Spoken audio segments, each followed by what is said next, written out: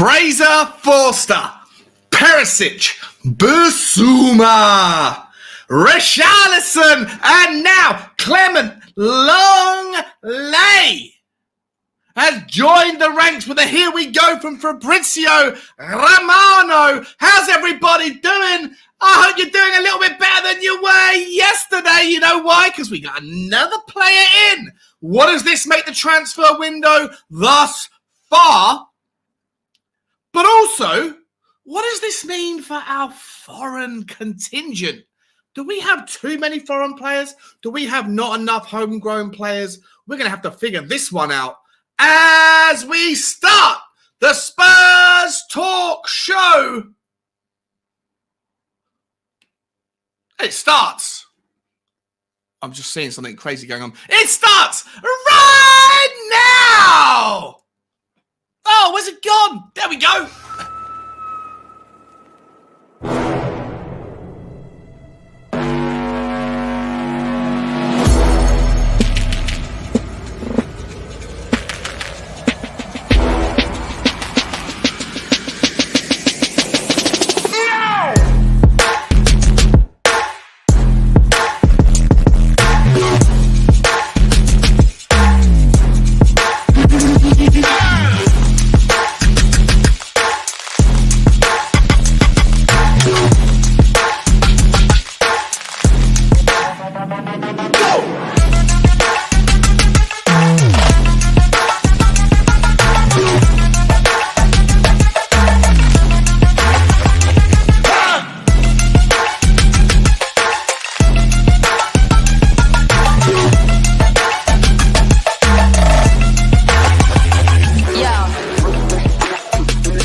Lovely touch from him though. Harry Kane, Lucas Moura, can you do something, please?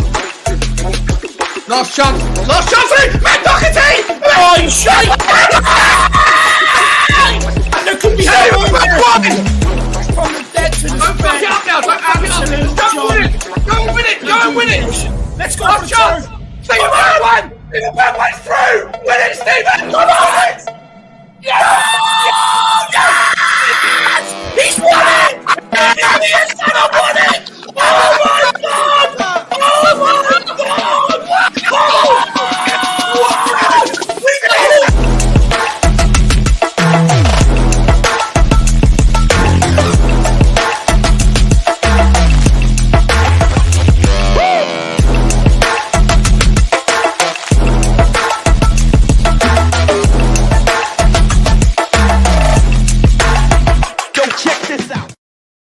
Yo, check this out. What is happening, everybody? What is happening? It is Thursday. It is the 2022 version of July the 7th. And you're back here with me, Sean Butler, at the Spurs Talk Show. Hashtag all one word. Hashtag never any spaces.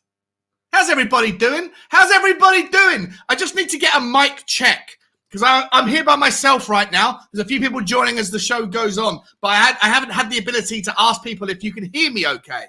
Because the last time I went live, my desk, my mixing desk started to smoke. And if any of you remember, it went, ooh, this horrible humming noise. And I don't know if it's fixed. I think it's fixed. But am I shouting? I'm definitely shouting. I always shout. But am I too noisy for you or not noisy enough? How's the levels? Can everyone let me in on the insight rail on what you're hearing? I'd really appreciate that. Anyway, how's everybody doing? 100 people in the house already. We've been going for 3 minutes. It's madness. I love it. Absolutely adore you lot. I hope you find me appropriate. I haven't yet had a drink this afternoon, so I'm pretty sober right now. I'm very sober. I'm entirely sober, unless there's any like negligent legacy stuff that was hanging around that shouldn't have been hanging around. Let me ask you guys. How are you feeling? Another player. It's not been confirmed by the club yet, but it has apparently been confirmed by Barcelona, and it has been confirmed as a here we go from My man Fabrizio Romano. Although he did get one thing wrong yesterday, he was being called out for some from here we goes that weren't here we goes. They were near we goes or there we goes. But he's called this one. He says that Clement Lenglet is the fifth signing of Tottenham Hotspur's summer window. Oh, I'm being said I'm loud. Am I loud? Am I loud? Am I loud? Am I loud? Am I loud? Calm down there. It's only a commercial. We are starting because sounds all good. Sound is fine. Sound is fine. Sound is fine. People saying I'm loud because it's morning where you are, but it's not morning where I am, and it's evening where someone else is. I'm going to get through this one a little bit slower than the last time and ask you guys to hurry up on this a little bit faster rather than me having to slow down because that time we had no one available for long periods of the show. Today, we have people that are joining a little bit later on. Let's find out before we get to any of them. Let's find out who's in the house and who wants to say what's cracking before we say that. Let me say this. If you're new here, then welcome. And if you're not new here, welcome back. This is the Spurs Talk Show. You can find us here every other day, unless news breaks or something happens during the summer. We're going to be going live every other day. So if today is Thursday where you are, tomorrow is Friday, there's an unlikely chance I'll be streaming. But I might be streaming. You never really know because you know what you need to do? You need to hit the like button, but not just the like button. You need to hit the subscribe button, but not just the subscribe button. What you really need to do is hit the trifecta. You need to hit that notification bell because at the Spurs Talk Show, I don't even know when I'm streaming. So how could you possibly know when I'm streaming? We go impromptu with the U on the end. And we say you on the end because we love you, the people, the fans, the people that are subscribing to the show. So hit that like, hit that share, hit that subscribe, and hit the notification bell so that you will know when we go live. Because, as I say, it doesn't happen on regular scheduled intervals, but we are trying to make it about once every other couple of days. Ladies and gentlemen, let's find out. I can see someone in the background. Stay there, my man. We're going to bring you in a little while. But before we do, let's find out who's in the house. Starting off, my man Eugene. He's up late. Where he is, it's nighttime. Where he is, he should be in bed o'clock. Right? What are you doing up, Eugene? I love it. If you want to come on, you can come on. You know where you can find the link? You can find the link right at the top, which is where Tottenham are going to be. The top of the stream, the top of the comments. If you go right to the very top, it's in the champion of the comments. You can find the link, the StreamYard link, which is what Tottenham are going to be doing next season, the Premier League. That's how confident we are on the Spurs Talk Show. And I'm just testing you to see if you can find that link. And you can if you want to be, but you should be in bed because it's late where you are. And that's okay. But welcome to the show, Eugene. Welcome also to Mick Hermerluck saying, good afternoon, lads. Good afternoon, Mick. How you doing, buddy? How you doing, my friend? I'm doing okay. Moondog's here. What's happening, Moondog? Moondog's just reminded me I haven't yet said hello to the people that have spent their hard-earned money on supporting the show. I need to get that up. I'm going to do that in just a second because there's members. I've skipped past the part that's important. And it is important. We're going to do that right now. Ladies and gentlemen, if you want to become a member of the show, show your support to the community and also get the invite on specific days when it's just members only to be able to come in and be able to say their piece and rant with me, bant with me, dance with me, do whatever you want to do, then you can do that by becoming a member. There's two ways you can become a member. You can become a member through the Spurs Talk Show Puppies or the Spurs Talk Show Ponies, neither of which will deny you access to the channel. There's other benefits that are coming for the ponies that the puppies won't have, but that doesn't matter. If you just want to come on and talk to me, then you can. And here are the people that have made that investment thus far, in chronological order of joining the team. My number one member, I'll never forget you, On Your Bike Scott. He actually joined as a member even before the memberships were announced. It was madness. I don't even know how he found it, but he found it before I really announced it. And then now we are where we are. Ben Kaufman, my coffee man. How you doing, bro? Amir Sada, my peaceful brother from the Middle East. How you doing? Bobby K out in Canada. Marlon Green, V12, Shy FX, DB, Tottenham Gold, Dermatron, Catman Jess, my Queen Ellie, Derek Smith, Lazy 801, Nick, George. How you doing, bro? Chris, Moondog, what's happening, buddy? Wayne Bonner, Andy James 63. Hollywood Hotspur, all the way from that part of the world. We're covering every angle here. We got people from the Far East, from the Far West. Every part of the world is covered. I'm trying to find out. I want one of the penguins to subscribe from Antarctica, and then we can say that we're part of the 7-continent membership program. Hollywood Hotspur is here. Cratch, what's happening, my friend? Chris Agomba, Mark Mabbott Cousins, Brains McLeod. I think he's joining me later on for a little chin waggy wag. The Crispy Cockerel, Elliot Walsh, Jack Kanicki, my brother, how you doing? Val Taylor, Mr. Aaron Dove, Daniel Larson, and the latest 4 newest members of the team, Carl Simpson, DMT85, Brian Daigle. Everyone knows him now as the Traveller, Mr. Drain Bagel. And Talk and Bull, Colin. How's everybody doing? How's everybody doing? All right, ladies and gentlemen, let me get through. Let me just start by saying hello to other people. Quickly, Moondog was in the house. What's happening, Moondog? Who else haven't I said hello to yet? OCD Whiskey.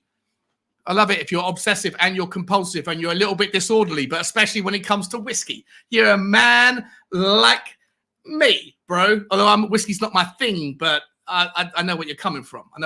What madness are you going to see today? We're going to find out. We don't know where this goes. No one knows where this goes. Even I don't know where this goes. Even YouTube doesn't know where this goes. We're just going to see what happens. Paul's in the house. What's happening, Paul? Afternoon all. I hope that Cuba fella isn't gossiping backstage again. No, he wasn't. He was finishing up on a different stream, I think. Wow, the numbers, the people are coming in. There's like 1 million people in the background want to come on and say their piece. Well, you can say your piece in a moment, people. I've got to get through the people that are in the chat first. Quickly. George Hill, how you doing, my friend? Big up, Sean. Big up to you, George. Hope you're well, bro. Gary O'Flynn. Hello, people. Hope you're well. I hope you are too. As do I. Carl Simpson. What is happening? Lynch 616. What's happening, my friend? El Sayed's back. Haven't seen you for a little while. Welcome. How you doing? Scotty. What's happening, my friend? Good to see you. Good to see another member. Shy is back in the house. Hope you're feeling good, my friend. Hope you're feeling good. SOF is in the house. This man, SOF, guys, if you haven't checked him out, you won't be able to check him out because I don't think he's got a channel. But what he does have is the propensity to write incredibly articulate and very intelligent points in the comments on the shows that I like make, the videos I upload, etc. SOF gets around in the comments, and this guy knows what he's talking about. Good to see you, SOF. Scott Hyman's in the house. What's happening, Scott? Good to see you, bro. Harish Babu. Love that name. It's one of my favorite names of all the comments in the chat. Good to see you, buddy. Hot Spurs here as well. What's happening, my friend? Marlon Green is here. Another member. What's up? Big up, Shawnee. Intro is fire. Appreciate that, buddy. Appreciate that. Carl Higgins is here as well, as is Gary O'Flynn, as is Art Green 216. Haven't seen you before, my friend. You must be a new subscriber, and if so, welcome to the team. Welcome to the Spurs Talk Show. Who else haven't said hello to yet? Ilyas is here. Big up, Sean. Big up, mate. Big up to you. What else have I got going on? Shaggy1712 is in the house saying good afternoon. Here you fine. Hear you fine? You hear I'm fine? Or whatever. Appreciate that. Derek Smith. What's happening, Deza? How you doing, buddy? How you doing? Look at the numbers. There's so many people coming into the background. We're going to be full up in a minute. It's insane. And I love it. Paul Highfield's in the house, the legend himself thus far. Now, I'm the legend on reflection. If there was a transfer window of YouTube channels, Paul, and we were looking back at it, we would look back and say it was the best transfer window ever. That one where Sean appeared. I ain't kidding. I love you. Good to see you, my friend. Good to see you. Scott ends in the house. Yeah, I can hear, although it sounds like you are yelling at me. Well, that's what I do, bro. That's what I do, man. It's good to see you, Scott. Hope you're okay. Who else we got to say hello to? Paul's in the house. Good evening, man. Nice and clear. Hot Spurious is good as well. As is Moondog. As is Cody Mack. Am I shouting? Yeah. Yeah, it's easy little line there for you to pick up on. Who else have I said hello to? Sander Mellingen. I just lost my spot. What happened? Here we go. Sander Mellingen's back. Haven't seen you for a while, my friend. Good to see you. Polarized is here. What's happening, Polarized? Love you, bro. Dazza's in the house. He's ready for a 6-hour stream. I'm ready too. I just got a takeaway. It just got delivered. And my housemate was like, Sean, are you going to have your dinner? And I was like, no, I'm not going to have my dinner. I'm not going to eat on stream. Not on my stream. I eat on other people's stream, but not on my stream. That's unprofessional. So we're just gonna do it. You always shout. I know I do, Sean. I know I do, Del. I know I do, mate. I know I do. Okay, who else have that said hello to? Cooper, Gulf Coast Hotspur. What's happening? Gulf Coast. What a nice part of the world that is to be in. Good morning. Good morning. Good afternoon to you, Sean. Who else have that said hello to? The Hotspur. Wait a minute. Sebastian Wolf is here as well. All right. I think we're quite close to being done on the intros. It's 15 minutes. And I've got to say quickly, Moondog, my man, just give me a super chat. Thank you so much. Are you any good at writing guitar tabs? Yes, I can. Well, guitar tab is, I mean, I don't know how often I don't know what you need that for. Let me know. Reach out to me, buddy. Reach out to me. I can help you out. But it's probably unnecessary. If you just want to learn a song, I can teach you a song. But let me know what you want it for. Chris Agomba's in the house as well. Thank you so much for the super chat, below Moondog. Means the world, my friend. Neil Hartley's here. Crispy Cockerel is also here. I'm just going to get through and crack through these because there's 6 people in the background that want to come on and say what's happening. THFC 14, Side Dancer. What's happening, Simon? Ronan O'Donnell, the Liverpool fan. How are you, my friend? Mick Hermalark is here, as is Tempest Fuggett. Graham Milner. Mark Cousins. What's happening, Marky? Good to see you. Oh, it's only 10:45 in that part of the world. It was still bedtime for some. Quickly. Ian Ferguson, Philo 1223, Robert Yee. How you doing? I don't know if Lenglet will make the lineup, but I'm very disappointed. Wait, have I already gotten? What did he say? Accustomed to the new recruiting. I'm still disappointed after Bastoni rumours. Yeah, that's part of the show. I'm going to start that comment. I'm going to come back to it. Simon Davies also in the house. Catman Jess is here, as is Ezekiel Lawrence. I think we're about done. Big Boss Man. Woo! What's happening? Evan Peretta. I like your name. It sounds like Perquetta, and that's someone that we should be signing. Also Jeffrey Miller, NWB. THFC brand. All right, guys. Okay. We're good. Everyone, welcome to the show. Let me get some people in from the background. And this time round, no one's got any idea. No one knows who's gonna be here. So let's find out. Are you ready? Next guest, please. All right, next contestant, spin the wheel again, please.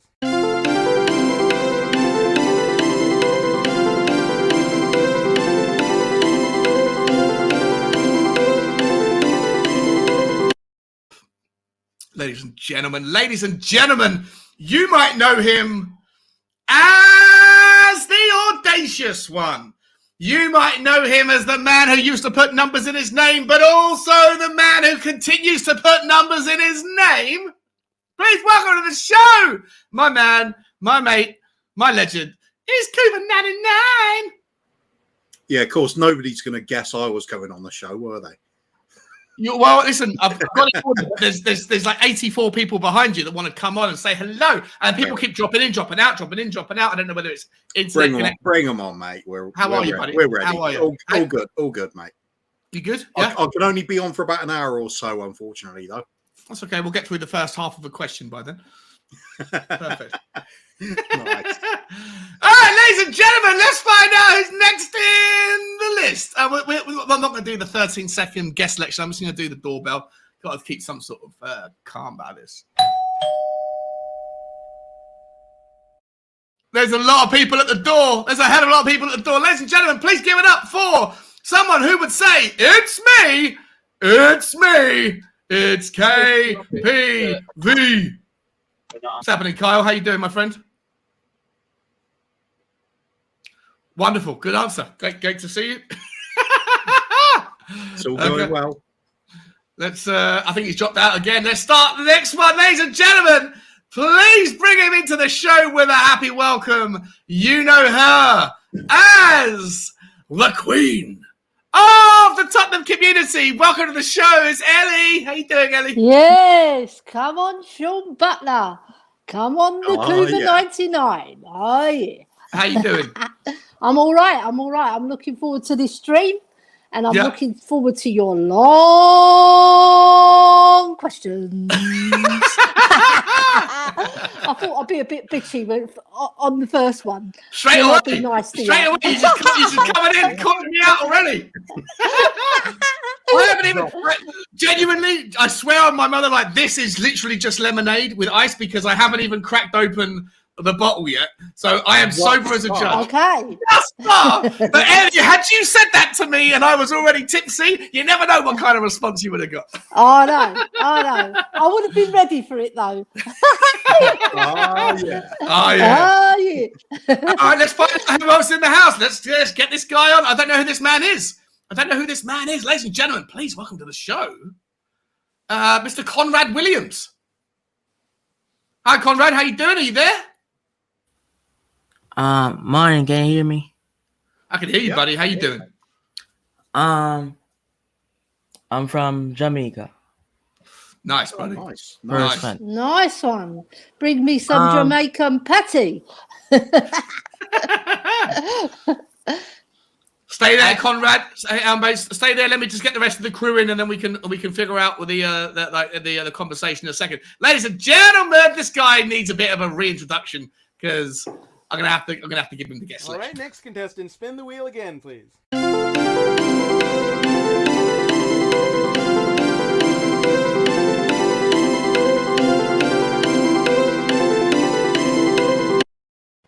Ladies and gentlemen, please give it up for the man, the myth, the legend. There is. Oh, he's got so many fucking names. No one knows what to call him. He's calling himself. He needs a haircut account or something. Welcome back. It's been a while. He's been on hiatus, or I don't know what happened between me and Nick. Maybe we had a little fallout that we never got resolved or something. But we're considering this as a truce. This is a truce between Nick and I. Welcome back to the show, Ranjit. How you doing, my friend? I'm good, mate. I'm good. There was no fallout. I was just having a bit of a break, you know. Is that what it was? I thought we'd fallen out. No, because I'm still angry for what it's worth. okay. You're angry that you thought we fell out, even though we didn't fall out. So you're still angry. Yeah, 100%. That's how I feel, bro. That's how I feel. All right, let me bring back into the show, Kyle. Welcome back, Kyle. How you doing, my friend? I said, is there anyone? Okay, I don't know what's going on with Kyle. Kyle, are you there? I'm good. Good man. How you doing, buddy? Hey. Okay, and last but not least, my friend, stay there as well. I'm going to get the last part of the members in, and then we're going to get back into the show. We're going to start the show properly. And then welcome back. Good to see you, bro. Welcome back to the show. It's always awesome. I love that shit. Kyle, I think you might be on a massive delay of like at least 11 seconds or something. Tottenham, Josh, I welcome this guy back. This guy's been an amazing little newcomer into the community, and he's getting around, and I love it because he's got some really good insights. I know how he feels about Hakimi, but how does he feel about everything else? We're going to find out today. Welcome back to the show, ladies and gentlemen. It's the youngest member of the Spurs online show. It's Tottenham Josh from Spurs Live. How are we doing, guys? Yay! Yes, George. Good here. Good to see you, my friend. Good to see you. All right, boys. Listen, just before I get going, Kyle, can you hear me? Tell me when you can hear me. You can hear me. I can hear you. Okay, there's no delay.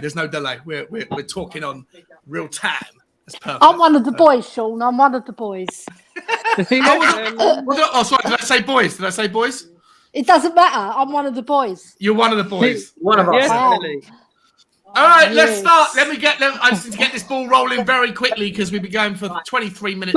And I want to get straight into the content. Clement Lenglet has been, here we go. He's going to be our next, I don't know, Ben Davies replacement, maybe Ben Davies' competitor, like something like that. He might play left-sided centre-back. He could play in the centre. Kuba, I'm going to come straight round the circle in a snake-like formation. Kuba, how do you feel about Clement Lenglet, my man? Are you happy with the signing? Yeah, I remember watching him a few years back when it was in the happier days he had with Barcelona, and he's one of those players that doesn't stand out for any particular reason. He's just a good all-round footballer, comfortable on the ball, does his job well. I think he'd be a really good addition to the whole squad. Should be a first-team regular, I'd imagine. The only bit of drawback I have with the deal is no option to buy, so if he turns out to be an absolute superstar this season, Yeah. we might have to fork out a lot of money for him at the end. Yeah. Why do you think that? Why do you think there wasn't the option to put in at a certain price? I don't know. Perhaps Barcelona fancied quite a decent fee for him, and we're not quite that agreeable at the moment for that. Okay. Maybe. Guesswork, mate. Yeah, of course. Yeah, 100%. All right. Yeah, nice one, mate. Nice start. I like it, keeping it prompt and quick as well, because there's like 7 people. So I'm going to ask everyone, including myself, to be less verbose as we get going. Ellie, how you feeling about Lenglet? Yeah, I love him. I love his passing. I like his look. He's a very good athlete. He'll fit in very well in the Premiership. I think his passing is a lot better than Davis's. And we need somebody to move the ball quickly because we're too slow and deliberate from the back. That's all I've got to say. I'll keep it nice and brief so you can get on to your next one. There you go. Oh, yeah. Oh, yeah. Okay, nice one. Conrad, welcome back, my friend. Are you still there, I hope?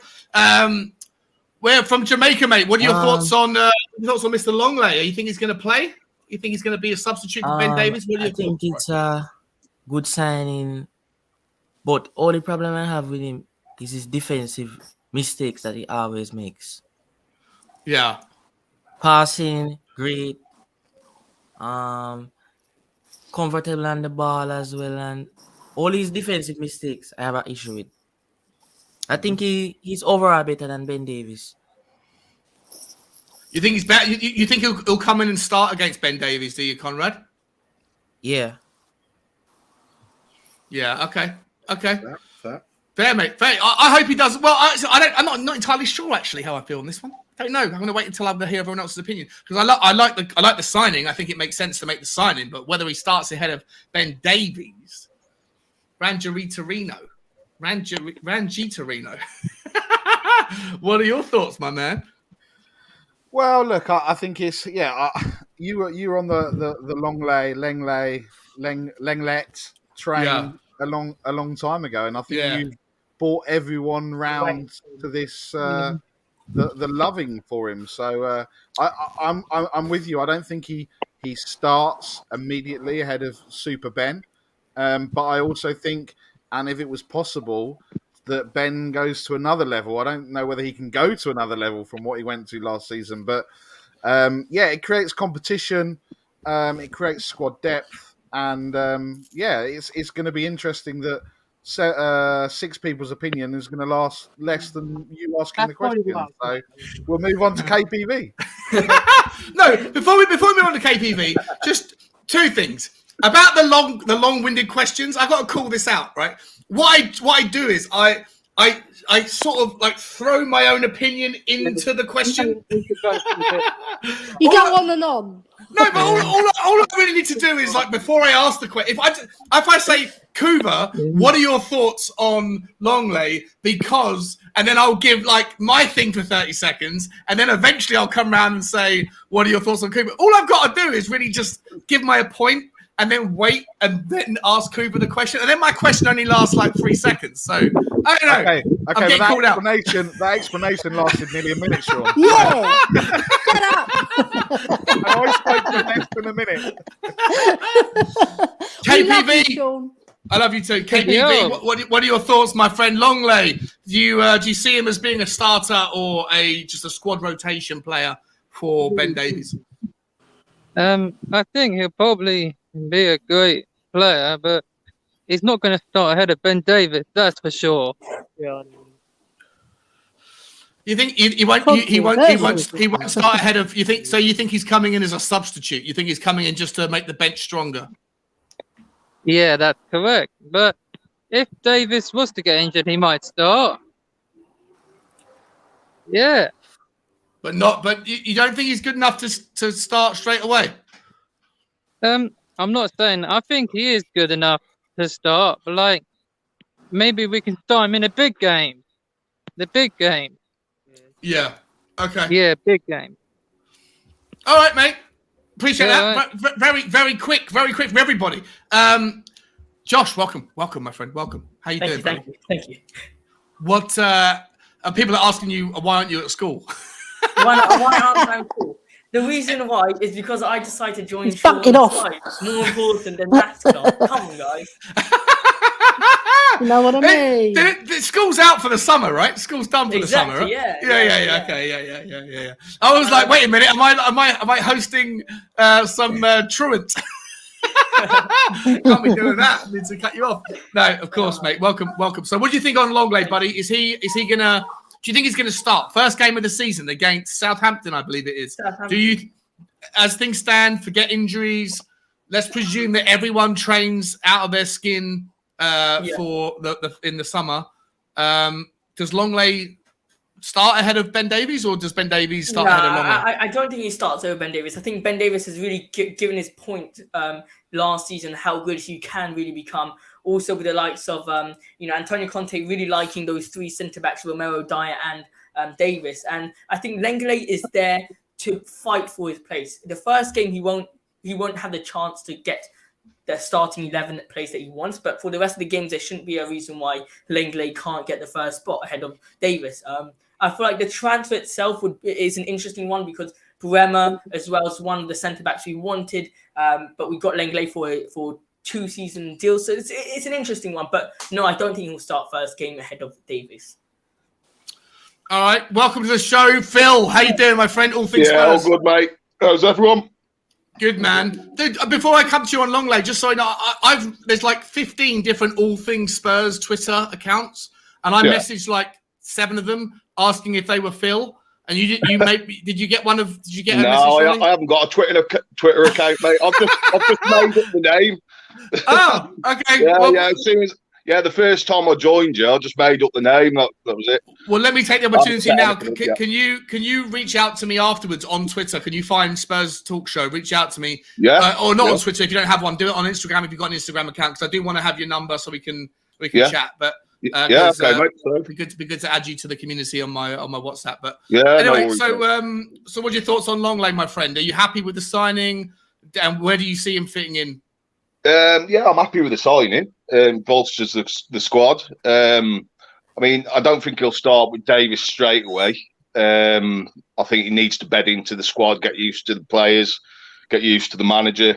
On performance, if he's doing better than Davis at the time, then obviously he'll be in the squad. But I don't see him going straight away. With the option to buy not being in there, I think there's a reason for that. I think we've got someone big in as a centre back, like a Guardiola or a Bastoni already done. I think in the pipeline for next year, for next summer. Yeah. I tend to agree, mate. I think that it makes sense to me, right? It makes sense to me if you can't. Like I said this before, if you don't want the bridesmaid, or if you can't get the bride, don't settle for the bridesmaid.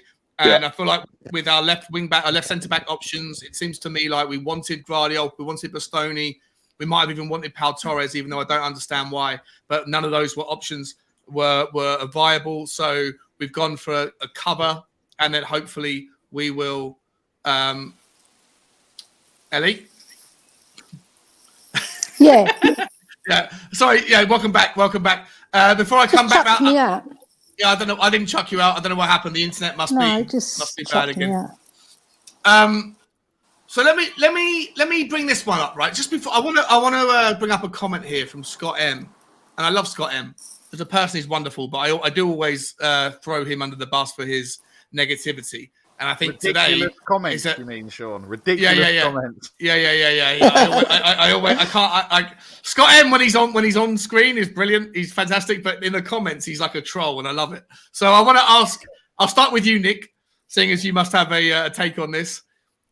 Does Scott M have any? Is he correct in saying it's nonsense that Ben Davies played well last year? Scott, unfortunately, mate, like with most of the things that you say in the comments, that your comment is absolute nonsense. Ben Davies was a superstar last year. He drove that defence. He got Wales to the World Cup. You can't say he didn't play well, and you have to give. Look, we all know that he's not the player that we need, right? So we all said, like with him, with Dyer, with everything else, and what have you, we need to upgrade them, right? And we do need to upgrade them, but let's give them credit where credit was due. And last season, he played well. So I have to say that he did play well, Scott, and we do love you. We do love you. We absolutely love you. But you are 100% a comment troll. Before we go any further, I'm going to pivot round now. I'm going to start again. I'm going to go back to Kuva. But I just want to say the ambitions of today, the ambitions are outside of subscribers. We're going to get to the lot. I'm going to ask you guys to like the stream in a minute. But I do want to have at least 2 people arguing to the point where there is swear words exchanged. We need to have a debate that is clippable and memorable, and that can happen at any point in time. But that is the ambition. So whoever wants to take it on, I'm happy to be on the receiving end, but that has to be part of the plan for the show. We need to have a debate. Kuva, I'm going to come to you. Did Ben Davies play that badly last year? Well, let's start off then. Little warm-up session. Scott M is quite right and also quite wrong at the same time, because when he says, what did he say exactly? Words exactly were get away from the stop with the nonsense that Davies played well last year. Yeah. Now, for me, it's all relative, isn't it? Compared to how he played the season before, I'd say he had a great season. Compared to another centre-back that's playing in that position throughout the league, he's nothing special, is he? That's why we're trying to look into replace them. If we got Bastoni in, why would we do that if Ben Davies is so great? Yeah, he isn't that great. He's great relative to what he was the season before, and relative to who we have behind him, which at the moment is exactly. no one really, is it? There's no one behind him. Exactly. So I kind of see Scott's point. I think people got a bit carried away with just how good he was, but it was a marked improvement, and you've got to give him credit for that, in my opinion. So you can't say that it's not true at all. I'd say it's true to a degree, and it's relative to his previous performance. Yeah. Okay. Ellie, you still there, mate? Yes. What are your thoughts about Alejandro? Well, you can take it on the Ben Davies point, and but also I wouldn't mind asking you about Alejandro Perez's point here, saying if there's no buy option, then it feels like it's just a stopgap for a year. No point in putting him in the starting 11 if he'll be back at Barca in a year's time. It's interesting because for me, Alejandro's his comment is like two-sided. One of them is like, I like the first part. Like, if we don't want him after this next year, then it makes sense not to put a buy option in. But I actually think he could be in the starting 11. I think he will be in the starting 11. It's try before you buy, isn't it, really? Yeah. like when you go in the supermarket. But in terms, I just wanted to address the Davies issue. I think he had a tremendous season. I don't care what anybody says. He was putting his body on the line. He was passing really well. Not all the time. There was a few stray passes, but in general, I agree with Kuva as well, compared to last season and seasons before that. Yes, it was a marked improvement, but he did really, really pay. We've got to give him credit. I mean, he would have got Player of the Year if it weren't for Sonny's brilliant golden boot bit. Yeah, so you've got to give the boy credit. And in regards to Lenglet, I think, try before you buy, and let's see how he goes, because the Premiership is much harder and tougher. So we're going to see the real Lenglet, see what he's made of. And I'm sure Conte will be working on him, on tactics and things like that. So he'll get him up to speed, ready for the Premiership and the toils, get him that Premiership fitness. Because there's a big difference. There's a big gulf from playing in the Premiership than to playing in Spain. Even though the Spanish league is excellent, it's still not the Premiership in my book. Yeah, 100%. 100%. Before we go any further, I'm going to come to Phil in a second. But there's somebody else making I think it's his debut. Oh, it's OCD Whiskey. Love this guy's name. His name is Soren. And I don't know where he's from. I'm guessing Scandinavia, maybe. Welcome to the show, Soren. How you doing, buddy? I'm all right, thanks, mate. How are you? Oh, you're not from Sweden at all. I'm not from Sweden. English. look that for a backdrop? That's not a green screen either. That's just pure. For me, that's something I like. I get a semi on for that. That's amazing. And the alcohol behind you. Sean will be visiting that shop soon. Nick, you're hilarious. I'm going to need it set with you, Anna. Yeah, we're crazy. We're crazy on this channel, my friend, and you're welcome to get as crazy as you want. What would you like to say? First of all, welcome to the show, making your debut. Congratulations. Yeah. And how do you feel about Lenglet, mate? Are you're a Tottenham fan? I take it, obviously. Makes sense, yeah. No, I'm a Gooner. Because I'm a fucking Tottenham fan. Sean, first of all, you've said congratulations when you've brought him onto your show, and then you've insulted him by going, "Oh well, you must, this has been like 10 seconds." Hold up. I'm a salesperson, mate. I run a marketing agency. Rule 1 out of Donald Trump's book on selling is when you've offered someone to sign up with you and they say, "Okay, let's do business," the first thing you say is congratulations. It's a mindset trick. So congratulations for joining the stream, Soren. Thank you. Start again. Right. How do you feel about Lenglet, buddy? How do you feel about Lenglet? Lenglet, yeah, I think he's a decent signing for the squad. Whether he plays first, I mean, what a muppet of a person telling us Ben Davies didn't play well last year. Jesus, come on. There we go. Sorry, Scott. Look, seriously. Do you know what I mean? How many points did he save us last year? Yeah, several. And in big games as well. In big games, Man City for a start. If we say Liverpool is Ben Davies a great player, then no, fair enough. But last year, he was a rock last year. For what we've got, I mean, Bastoni, he's a great player, is the future.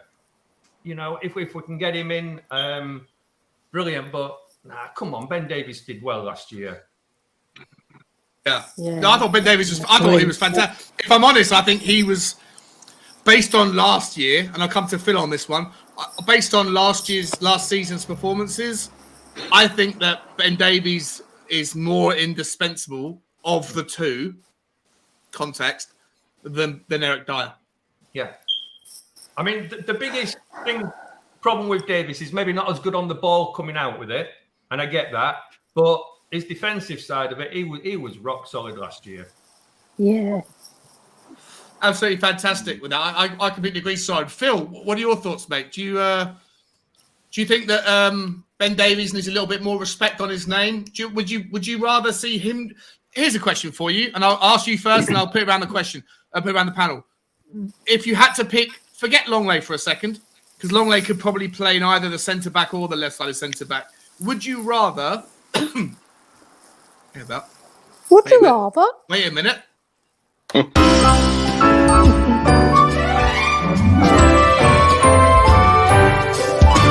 Would you rather?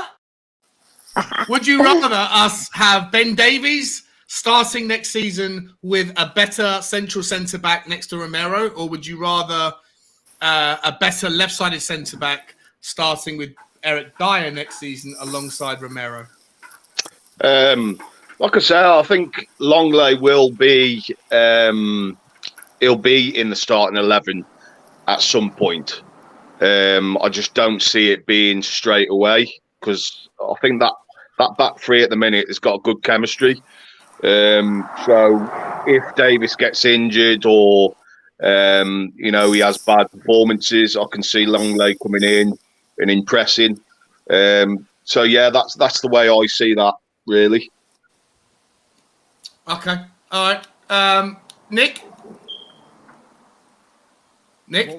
What was the question, Sean? Because it went on for a little bit. Very simple. It didn't go on for a little bit. It was a 7 second. You got to literally give me at least a second to ask the question before you critique. The time it's taken to ask the fucking question. Give him some Ben Davies leeway. That's fucking outrageous. Would you rather have Ben Davies start alongside a better central centre back and Romero, or would you rather a better left-sided centre back start alongside Dyer and then Romero? Basically, which one of those two would you rather replace? Dyer, I would rather replace. And that's my answer. Yes. Well Are said. you being deliberately difficult today, Nick? Because we can fall out again if you want, mate. No. We never fell out in the first place, Sean. But I'm keeping it short and sweet. Replace Dyer and Davis and Romero starts. With who? Explain. Extrapolate. Bastoni, he's coming. He's not coming, bro. He's coming, mate. I'm telling you, there is one big signing that's coming. It's going to be Bastoni, and I'll said it on a couple of other streams. We're winning the Premier League, and that is all that's happening. It's just mic drop moment, yeah? That is what's happening. We have got one big signing left. Something is happening for I agree with that. To be looking after for Levy to look after Spence and everything else. What is Paratici doing? He's not on holiday. He's doing something. I agree with that. And something is going to happen that's just going to blow everything out of the water. No, I agree. I agree with the point that Paratici's cooking something, but I don't think it's Bastoni. I think so, yeah. So whilst Nick says it's a mic drop moment, it might be a mic pick up moment and waddle off the stage in a couple of weeks' time. A lot of people are saying it's Bremer. Because he's going for his Italian citizenship and he's nearly there, and they're just waiting for that to go through so that he can play for Italy. Dead simple for me. If it's Bastoni comes in, it's Davies that's getting dropped. If it's Bremer, then it's Dyer getting dropped because they are different roles. Yeah. That's fair. Yeah, I agree. But do you think Bastoni's coming in, Cooper, or do you think Bremer? Of those two, which is more likely? More likely out of the two. Well, I don't see either. I just don't see either coming in. I think it'll be, if we're getting another central defender, it'll be somebody a little bit more off the beaten track. But could be the central defensive equivalent of a Kulusevski or a Bentancur that weren't setting the world alight when we signed them, but turned out to be incredibly good signings. I think we've got somebody like that in the works, because we've also got to address this right back situation. Because if we don't, we're really messing up this window, in my opinion. So yeah, true. Yeah, I just don't see very, that being very true. The latest news on that is going to be dropped in a couple of seconds. Before we do, I'm just going to quickly bring up super chat from my man. Where was he? Where's he gone? Where's it disappeared to? From Wolves FI. I can't find it. Love that guy. Section, Sean. Does it disappear from the main section when it's in the starred section? Yes. I didn't know that. Thank you, mate. Wolves FI saying, I agree, a couple of Serie A Spurs marquee signings is coming. He thinks a couple. You're right. Listen, cool. we have to bear in mind that Paratici was like, Levy, fucking leave it alone, bro. Back the fuck off. And everyone was on board with that. And then all of a sudden, it was Levy that was doing the deal with Bill Kenwright. It's Levy that's apparently struggling to get the deal over the line with Jed Spence. It's apparently Levy that wasn't happy about Bergwijn and the structure of the deal. So I'm going to come to you on this one, Soren. Do you think that Paratici's out in Italy, like making shit happen that we haven't heard about? Yeah. In what way? Do you want a long? Right. Yeah, long answers.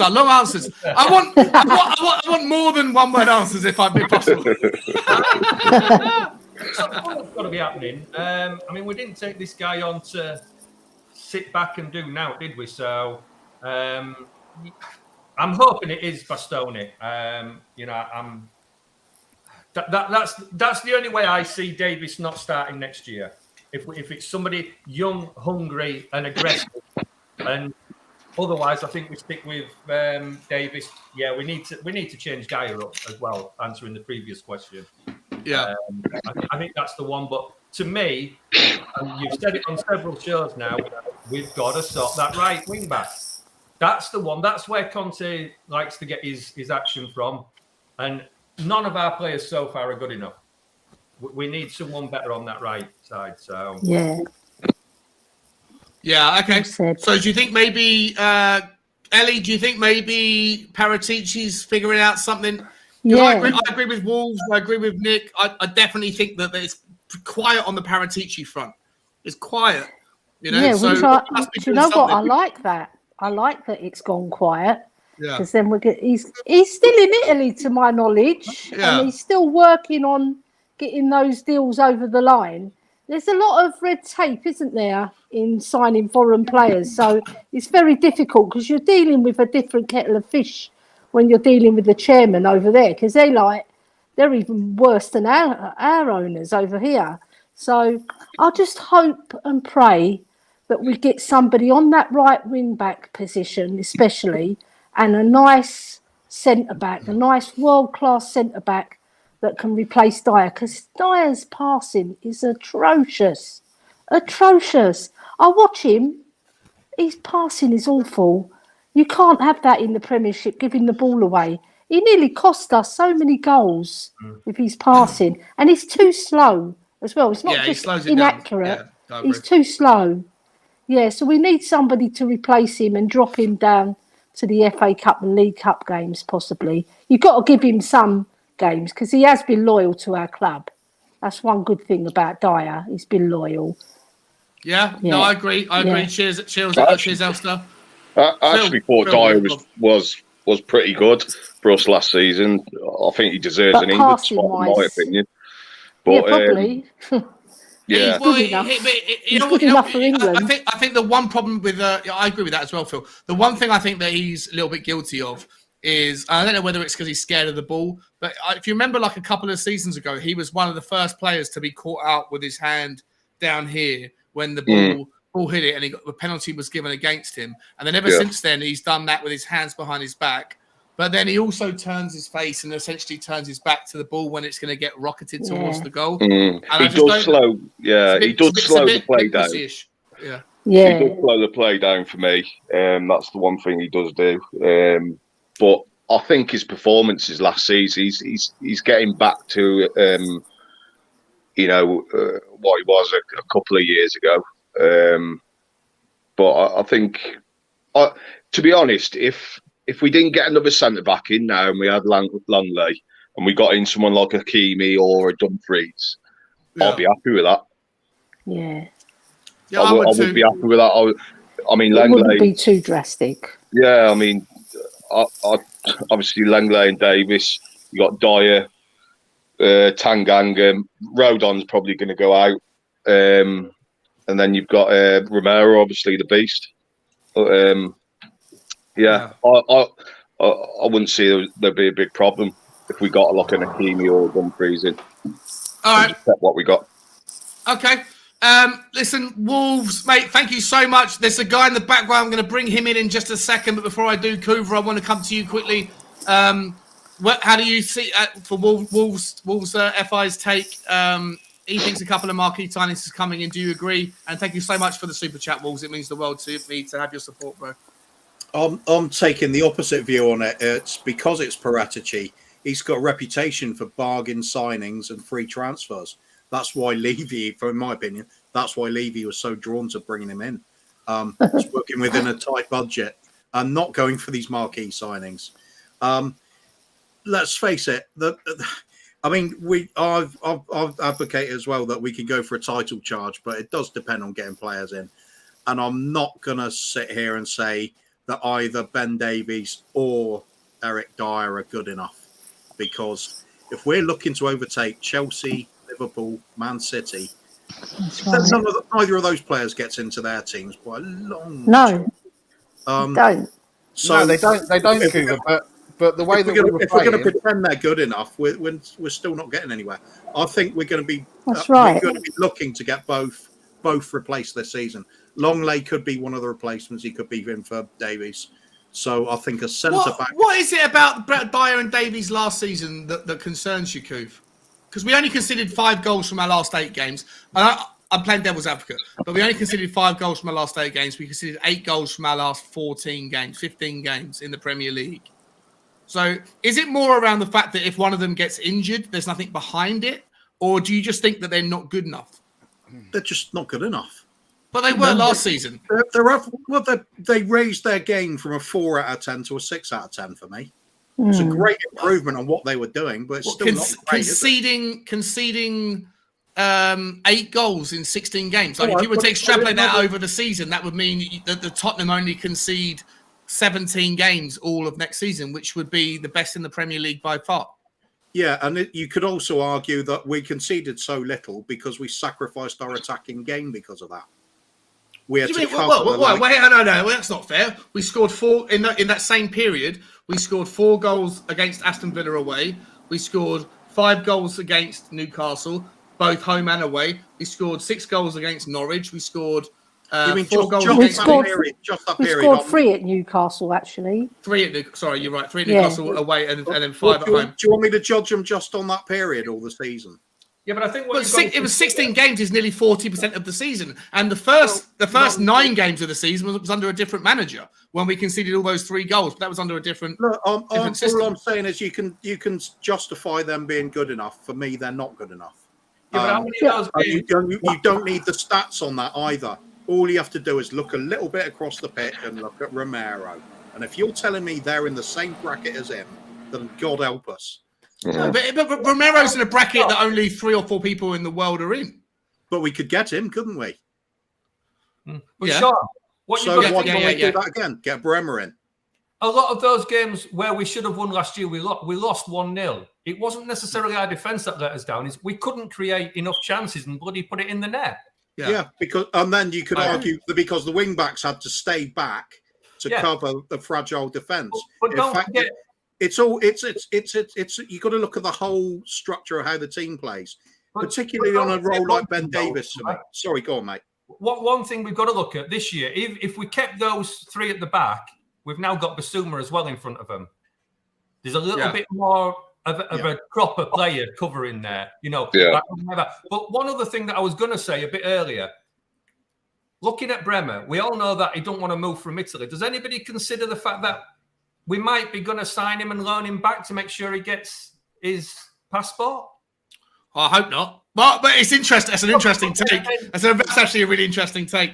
Fuck it. I mean, and bring him in January or next year. Like we're talking about, we're maybe going to sign somebody next year. Well, maybe sign him now, loan him back so he gets his bloody passport. Oh, okay. Yeah. I think that'll be an excellent plan. If in January, would January be 6 months? If we weren't in the position we're in now, where we need the players immediately, passports due, don't it? Yeah. Sorry, Coof. Sorry, mate. If we weren't in the position where we need the players in immediately, it's a great plan. I agree totally. Always get the players in when you can, but we're not in that position right now, and I do think we need 2 central defenders to come in. Yeah, no, I agree. I agree with you totally. But if that's the only way we could sign him, then would it be a bad thing? Depends if it's at the expense of another signing that we do need, doesn't it? But if we're not going to get Bastoni or Bremner or any of the others that we want, then at least he's on our books to be our player. I think we'll have a pretty lengthy list of players that will fit the bill for what we need. If we can't, we might also have to appreciate that the likes of Bastoni and Bremer may never become available. So. Well, but don't forget as well, though, we've got a World Cup coming up in, November? So we're not playing a full half season before Christmas. Yeah. So, true. It's possible that we can make do with what we've got. We've brought Longley in, so we've got that little bit of cover. Then, if he comes in and we've then got a mass amount of games after Christmas, then it might not be a bad idea if that's what was to happen. Yeah, I like that. I'm going to bring somebody else into the show now, but what you're saying would also, I don't know, it would beg the question then, what are we doing with the money? Because we got this 150 million quid that's burning a hole in our pockets, and at the moment we've only spent, if Bergwijn's gone, I think he has, it's not been here we go yet, but essentially it's done for 30 odd million. Then net we're at about 60. So it begs the question, where's the money? Let me bring back Ellie, because she's dropped out again. Ellie, your internet was fantastic. No, it was my husband. He phoned me. Oh, okay. Sorry. How dare he? Stay there for 1 second, because I'm bringing in somebody else in the show, making his debut on the show. Welcome to the stream, Clement. I don't know how to say your name. How are you, buddy? I'm good. How are you, man? Clement Longley. Is it Clement? Is it Clement or Clement? How do I say your name? It's Clement. Clement. Okay, welcome. Yes. Welcome, buddy. Welcome, man. Let me ask you this, buddy. First and foremost, how do you feel about Lenglet? Let me start with that. How do you feel about Lenglet? First of all, Lenglet is a great player. You like him, yeah? Well, first of all, he's got your name, hasn't he? He's got my name. He's a good player. He played for Barcelona for years. So now bring on Conte. So we want to win titles. So this guy has experience. So I think we will do better with him. So Davies would get much power, seeing that in the bench there's someone like Lenglet. Then now he will improve. So I think Lenglet is a good player. I think he will start many games for us this season. So that's all I'm going to say with him. I think I'm happy with him. I think Conte also is happy. Yes. Good man. Good man. Yes. Let me ask you this though, just quickly. There's somebody else in the background. I'm going to bring them in just a second. But Clement, I'll give you the first crack at this one as well. I'll ask you the question that's already been asked. Do you think that Tottenham need to spend big beyond Clement Lenglet, or are you happy? Kuba's not happy with Ben Davies and Eric Dyer. He thinks that last season was a good performance, but it wasn't good enough. He's comparing them to Romero. How do you feel? Does Ben Davies or Eric Dyer? Should we improve on them, or do they deserve a first team chance? We should improve on them. I think maybe if you can get Bastoni or the other guy from Leipzig, I think we'll do better. Lenglet, I think he's just a squad player. We've got many competition this season. So if maybe we can bring another big fish in the squad, definitely Bastoni. If you can get Bastoni, I think we will get maybe a trophy this season, the big one, maybe the Champions League and the league, then we will be fine. If you can get Bastoni. Yes, I think so. All right. Love it. Wrap up there. That's good enough. We'll go home now. Clement, where are you from in the world, buddy? Whereabouts are you calling in from? I'm calling from South Africa. Nice. South Africa, nice Joburg. Yes. Nice, buddy. Joburg, did you say? Johannesburg, yeah? Johannesburg. Yeah, yes, we call it Joburg. It's Johannesburg. Yeah, my brother's married to a lady from Port Maritzburg. So I've been to South Africa a few times. It's a lovely place. Another province there. Yeah, I see. Yeah, it's nice. All right, stay there, Clement. Stay there, everybody. We got somebody else. This guy deserves a. All right, next contestant, spin the wheel again, please.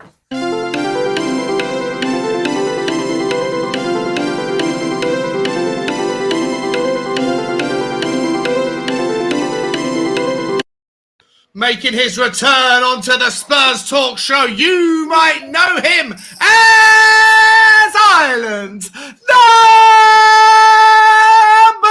Harry Kane fan and all of Ireland's biggest Tottenham Hotspur fan. Welcome back to the show. It is the Dave Irish Hotspur. How you doing, David Harris. Hey, what's happening? Oh, good. I actually wanted to come on and start swearing at you because you requested it earlier on, Sean, but... Bring it up, buddy. Bring it up. After an intro like that, I can't do it, my man. After an intro like that, I just can't bring myself to do it. My dog is literally barking. Okay. That pitch resonated with her in a bad way. And she's going like, ow! Sean, anyone with headphones, mate, you've just destroyed their eardrums again. Is it too? Is my microphone set? Is it too loud? My setting is. No, it's just your voice, mate. Listen, mate, we're gonna fall out again. We are gonna fall out again, bro. I'm just trying to help your subscribers, mate, so they don't go down. That's all. Sean, before going any further, that's probably a good time for me to drop off because you got a lot of guests on anyway. Yeah, thanks, Dave. I'm going to get some kids. Cuba's got another stream to jump on. Don't worry, Sean. That's all you're saying. Brian's asked me about going on there as well, but I'm going to feed the kids first. Cheers, Cuba. Take care, man. Appreciate your time. Cheers, all. Cheers, David. See you, Cuba. Big up. Dave, let me ask you this, my friend. How do you feel about Lenglet straight off the bat? But also, I want you to include in this answer, and take as long as you want on it, but how long do you feel about... there's people here saying Kuba's just left. Kuba's saying Ben Davies and Eric Dyer are just not good enough. He's comparing them to Romero. I think it's outrageous. What do you think? Look, first of all, I think Clement Lenglet is a decent sign. I think the fact that he's here on loan, it means that we are keeping our sights firmly on a Bastoni or Gavardio further down the line. It's not like we're spending out money on someone else like a Davinson Sanchez to come in here just for the sake of bringing someone in. Look, we needed somebody across that back line as well, in my opinion. We needed cover for Davies and Dyer. And the fact that we can't get Bastoni or Gavardio right now, I think it's smart business bringing this guy in. As well, for me, you look at our targets, Gavardio, Bastoni, Pau Torres, they're all ball-playing defenders. So it's clear that we were in the market for another ball-playing defender. So Clement Lenglet fits that mold. So it's a smart sign in that regard. But also we have to remember, Romero had his problems last season with injuries and stuff like that. So if he was out of the side, we have no other ball-playing defender to try and help us get out from the back. And we know how bad we were, whether it was Tanganga, Sanchez, Dyer, or Davies. Without Romero, we could not transition from the back into the midfield or into the forward line. We were just hitting long ball after long ball after long ball. So if Romero now does get injured, you can bring in Lenglet over the other side, and there's your ball-playing ability to get out from the back again. So all around, I think it's actually clever business. And look, you have to remember, if Conte can get the best out of Dyer and Davies, who I believe has showed up for the first season in 7-8 years being here at this club, for me, I think it's a no-brainer. I think it's a good signing. But as well, we like previously, we've had no really decent backup for these players.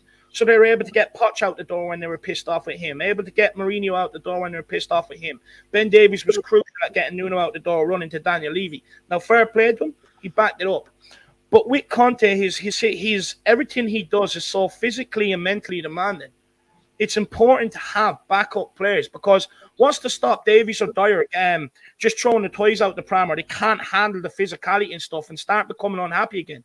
And then we're screwed. So it's important with Antonio Conte here, with how physically and mentally demanding his regime is to have players here and backup players two players for every position, essentially. So you can get rid of that culture where the players have had the power at this club over the last few years. And we've seen that with the turnover of managers. Now that Conte is here, it looks like they are firmly ready to back him and they're ready to give him that power instead of the players having the power. So yeah, with Dyer and Davies, don't get me wrong, I agree with Kuva when he said that compared to their usual standards, they had very good seasons at Tottenham. But compared to maybe others around the Premier League, they have been average. Eric Dyer, how many times did he turn his back on shots? How many times was he taking 8-9 touches at the back when the onus is on us to be able to break down the opposition? And he's doing everything at walking pace across the back line. Davies, yes, very, very good defensively, Sean. But on the ball, he is not the best. Even when we were getting down the left-hand side, there was nothing coming from that side into the box, or not really much coming from that side attacking, because him or Session just did not have the answers to be able to unlock. Whereas Bastoni has a great passing range. It's a bit like Romero. You've seen Romero last season hit Harry Kane, hit Sonny, getting into Bentancur, Kulusevski, Højbjerg. And that's what Lenglet will be able to bring to this Tottenham team as well. And I actually think that we've given Lenglet the best opportunity to be able to get into the starting lineup, Sean, by bringing him in for pre-season. If we would have brought him in any later or after pre-season tour was finished, then it would take him a while to get up to speed, training with people, etc., etc. But now that he's here for pre-season, he's given himself every opportunity to get in that starting lineup for the start of the season. Are you worried about his defensive? Are you worried about him in the air? Are you worried about any of the stats that don't suit him? You know, I think we all agree. We've all seen the stats 100 times, right? Like he is a ball-playing player. And just whilst I'm talking, can anyone let me know? Because I don't know what my levels are supposed to be with my mixing desk because it started to burn out. Am I okay? You're fine, Sean. You're fine, Sean. When you start waffling, then Alex will come and find you. No, but is it too loud or too quiet? Because I've turned it down because of what happened a minute ago. Yeah, okay, cool. Dave, quickly, are you okay with?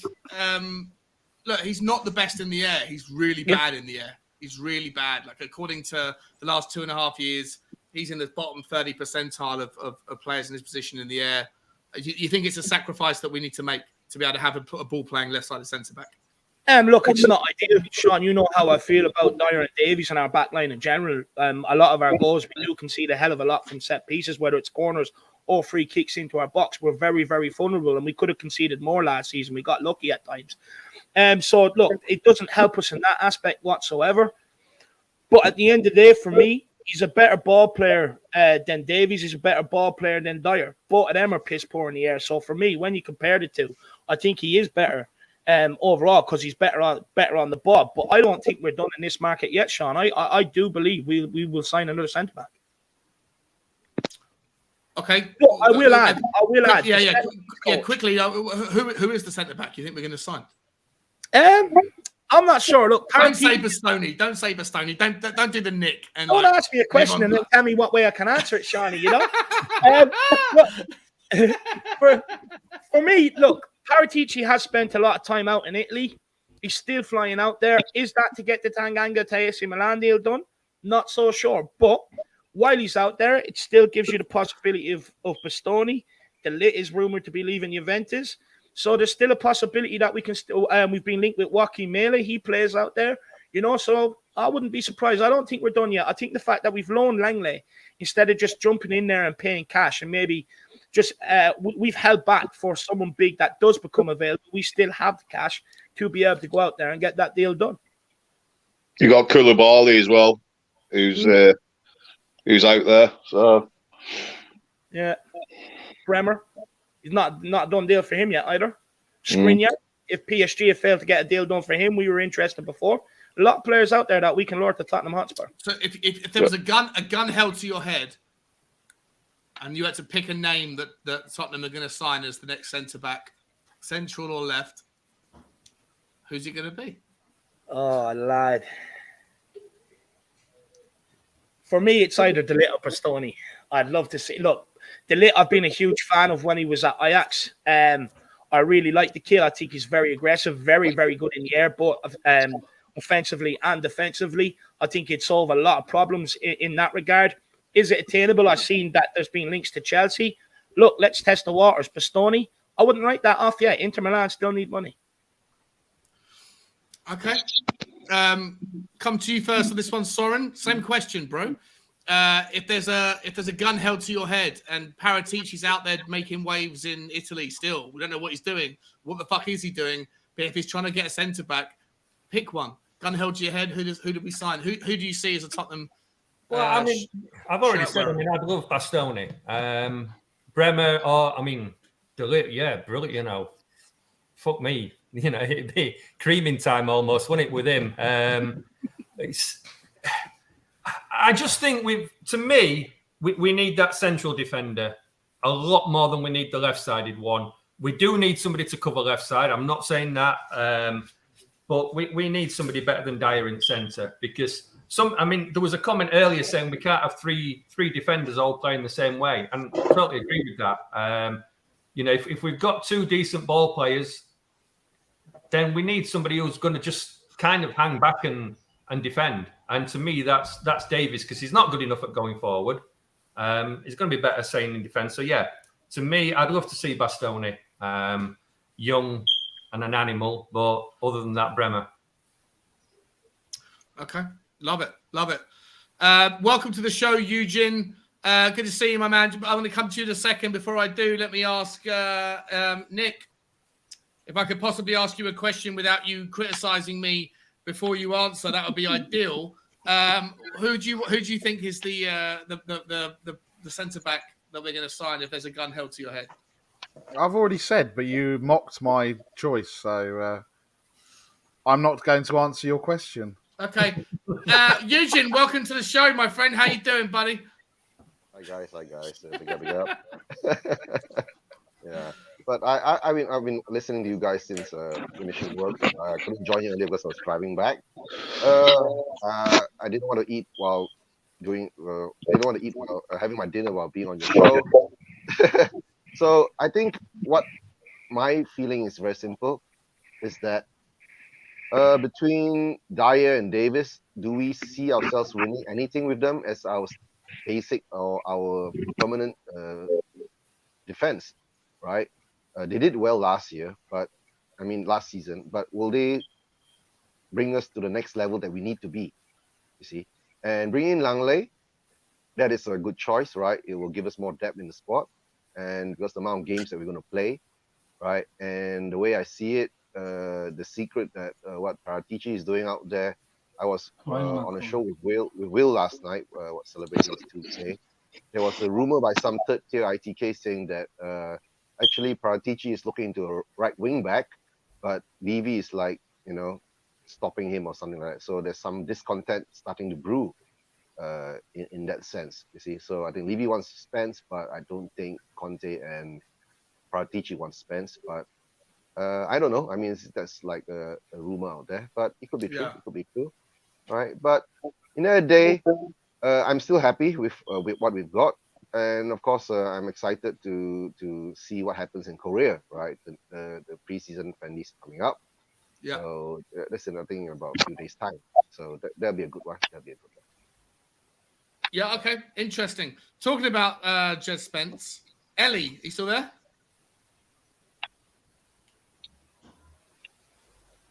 No. Okay. Clement, are you still there? Yes, I'm still here. Hi, buddy. I'm still What here. do you think? What are your thoughts on Jed Spence? Apparently, we're still, for whatever reason, unable to find the middle ground on the Jed Spence deal. Are you worried? Do you want the guy anyway? What do you think of him? Do you fancy him, or do you think we should go and aim a little bit higher? I think we should aim a little bit higher. We have the money. Why don't we spend the money on Hakimi to show ambition, to show we support Conte and his vision? But if maybe Levy wants to buy Spence, then I'm okay. But I don't like this stalling. We need to get players as soon as possible, because now you can see we're going in Korea there. So every player needs to be there. If you have all the players, it will be possible that every player will know what Conte wants from them. So Conte said wants all players before the season starts. So the preseason is to make sure everyone plays a role in the preseason tour. So now I think I don't think maybe Conte really wants Spence. I think there's something wrong about that deal. I think there's something that they are dealing with that they don't agree with. So if Spence comes, I'm okay, but we should aim a little bit higher. Get Hakimi or any other right wing back who will do what Conte wants, because we already have two right wing backs. We've got Romero, we've got that Emerson Royal, we've got also that Doherty. Maybe Conte thinks one of them can do the job. So if Conte wants to make Emerson Royal a right wing back, a good one, maybe he will turn him up like he did with Davies this season. You'll never know. They will start the season nice with him. I think so. That's what I think. Yes. Okay. Yeah, nice one, man. Nice one. If it's not Dave, if it's not going to be Lenglet, if it's not going to be Jed Spence, or even if it is Jed Spence, yes. But let's remove Hakimi from the conversation, right? Because everyone's default is like to go and get him, just because he's the best in the business. But there's absolutely zero that's connecting us with him, right? So, Dave, if it's not Hakimi, are you happy with the three? And if Jed Spence is the guy, are you happy with our three recognised right wing backs, Emerson and an injured Doherty, who we don't know what the version of him is going to come back, and Jed Spence? And if you want someone better, who do you want that is not Hakimi? Would I be happy? It's a tough one. Because look, Sean, I think Spence has the ability to be a very good player. I think he has all the right attributes. He just needs someone like a Conte, a Pep, or a Klopp to get hold of him and be able to mold him. If you look at what Klopp done for Andy Robertson, for instance, who he brought from Hull, brought him in. Look at the way he developed him to be one of the best left backs there is. But also England have developed a lot of good right backs, right wing backs over the last few years. And maybe Jed Spence is just another one on that line.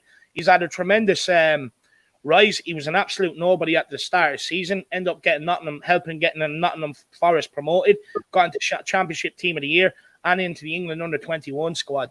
So for me, I think it's a gamble, but around 15, 20 million is the going rate. We've done it on Jack Clark. We've done it on Ryan Sessegnon. And at the end of the day, I always said, Sean, coming into this window, there was going to be one, maybe two players where you have one eye on the future. Because we have to remember, Paratici is, yes, he's priority, and he is here, and his main priority should be building that first 11. But he also has one eye on the future. Look at the staff he's brought in: Simon Davies, Greta Steinson, Andy Skolden, and then Josh Keeley and stuff like that. So we do have one eye on the future. And for me, I think bring him in. I think, look, he'll help towards the homegrown quota.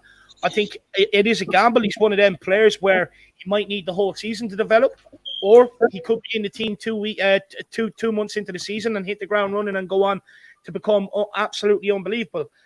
But look, it's a gamble going in there with just Spence, Emerson, and Doherty. It is an absolute gamble because we do know Conte does really, really rely on his wing-back areas. Now, look, you've upgraded one side with Perisic. I presume you will be seeing him on the left. And I would like to see someone better on the right-hand side because we have to remember, Doherty had 6 good games before he went out injured. We're banking on him coming back to reach that level again. Yeah. And look, just because he's Irish, I'm not going to sit here and lick his hole. He pisses me off for Ireland too. No, he does. He pisses me off for Ireland too. Yeah. And at the end of the day, he had 6 good games. But let's not forget the whole year and a half that he spent here before that, where he's been absolutely atrocious. So for me, I think it is a gamble, but it's one of them, Sean, where I would like to think it's a calculated gamble. I wasn't expecting a Richarlison to come in the door this summer. I wanted another midfielder in, but I wasn't expecting the Basuma to come in this summer. So look, for me, I think it's a calculated gamble, and if we're going to spend that money on a world-class centre back, well, then I'm all for going into the right back. Because Sean, at the end of this transfer window, it's important to note this as well. Every fan is going to go into the season disappointed that we didn't do one area or the other. No one's going to be happy. You're always going to sit there and go, oh, well, I would have preferred to get a right wing back in. That would have made it a great window for me, But we also have to remember how much we had to do going into this window. So the fact that we've already knocked off the majority of it, and there's still more to come, in my opinion. I mean, I think we've done a good window, but I think if that is the options at right wing back, it's a gamble, but I'd like to think it's a calculated gamble. Okay. I want to take the opportunity now to move on a little bit with what you've just said about the homegrown, because another segment I want to talk about is the homegrown. I was listening to a friend of the show, Alex Davies, THFC, doing his show last night. And it was a good show. It was a good stream that he did, and he did make me a little bit more concerned about the homegrown numbers than I wasn't particularly up before that. And we're going to get to that in a second. Before I do, Americanka, what's happening, miss? Thank you so very much for the support, for the super chat. She's saying, I think that no option to buy for Lenglet is also a clue that Conte is thinking long-term for Spurs for next summer and years to come. He's here to stay. Wow. I mean, I would personally think of it the other way round. I would think of it like he doesn't give a shit about what happens after he's done, But it's an interesting one. I'm going to come to you on this one, Soren. Thank you so much, Americanka. It's an interesting take. It's a really interesting take. Soren, how do you take Americanka's view here? I think I'm a little bit more with you there, Sean. I think he's looking to do something quickly, and I don't think he's looking long term with us. One season, maybe 2 seasons, and then he'll go. Because I honestly think that it's a case of he's looking to do something next season. If there's no trophies, then I think he's gone.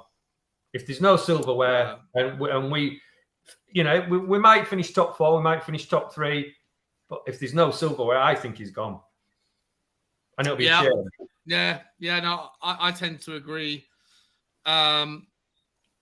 Phil, how do you feel about this one, mate? Do you think that Conte Well, I'll start with the question that Americanka is posing, which is the fact that that Lenglet's only on a 1 year, and let's see how he does. There's no obligation to buy. Do you see that the way that Americanka sees it, which is that means that he's got his eyes on the future and that Lenglet's not part of it? He's a stopgap, or do you see Conte's future in a different way? I don't know. Who knows? I mean, my first impression was when he come in, I thought it would be quite short term, like all of his clubs were. I mean, he hasn't been at a club more than 2 years, has he? No. 2 years or 3 years, something like that. So we might be different. Who knows? But I can see him probably staying for 2 years. Silverware is a must this year with the players that we've got in. So, yeah. 2 years max, I think. Yeah.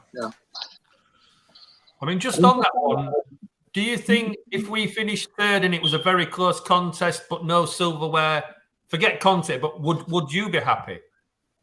I think if we got third and no silverware, I think he'll be here for another season.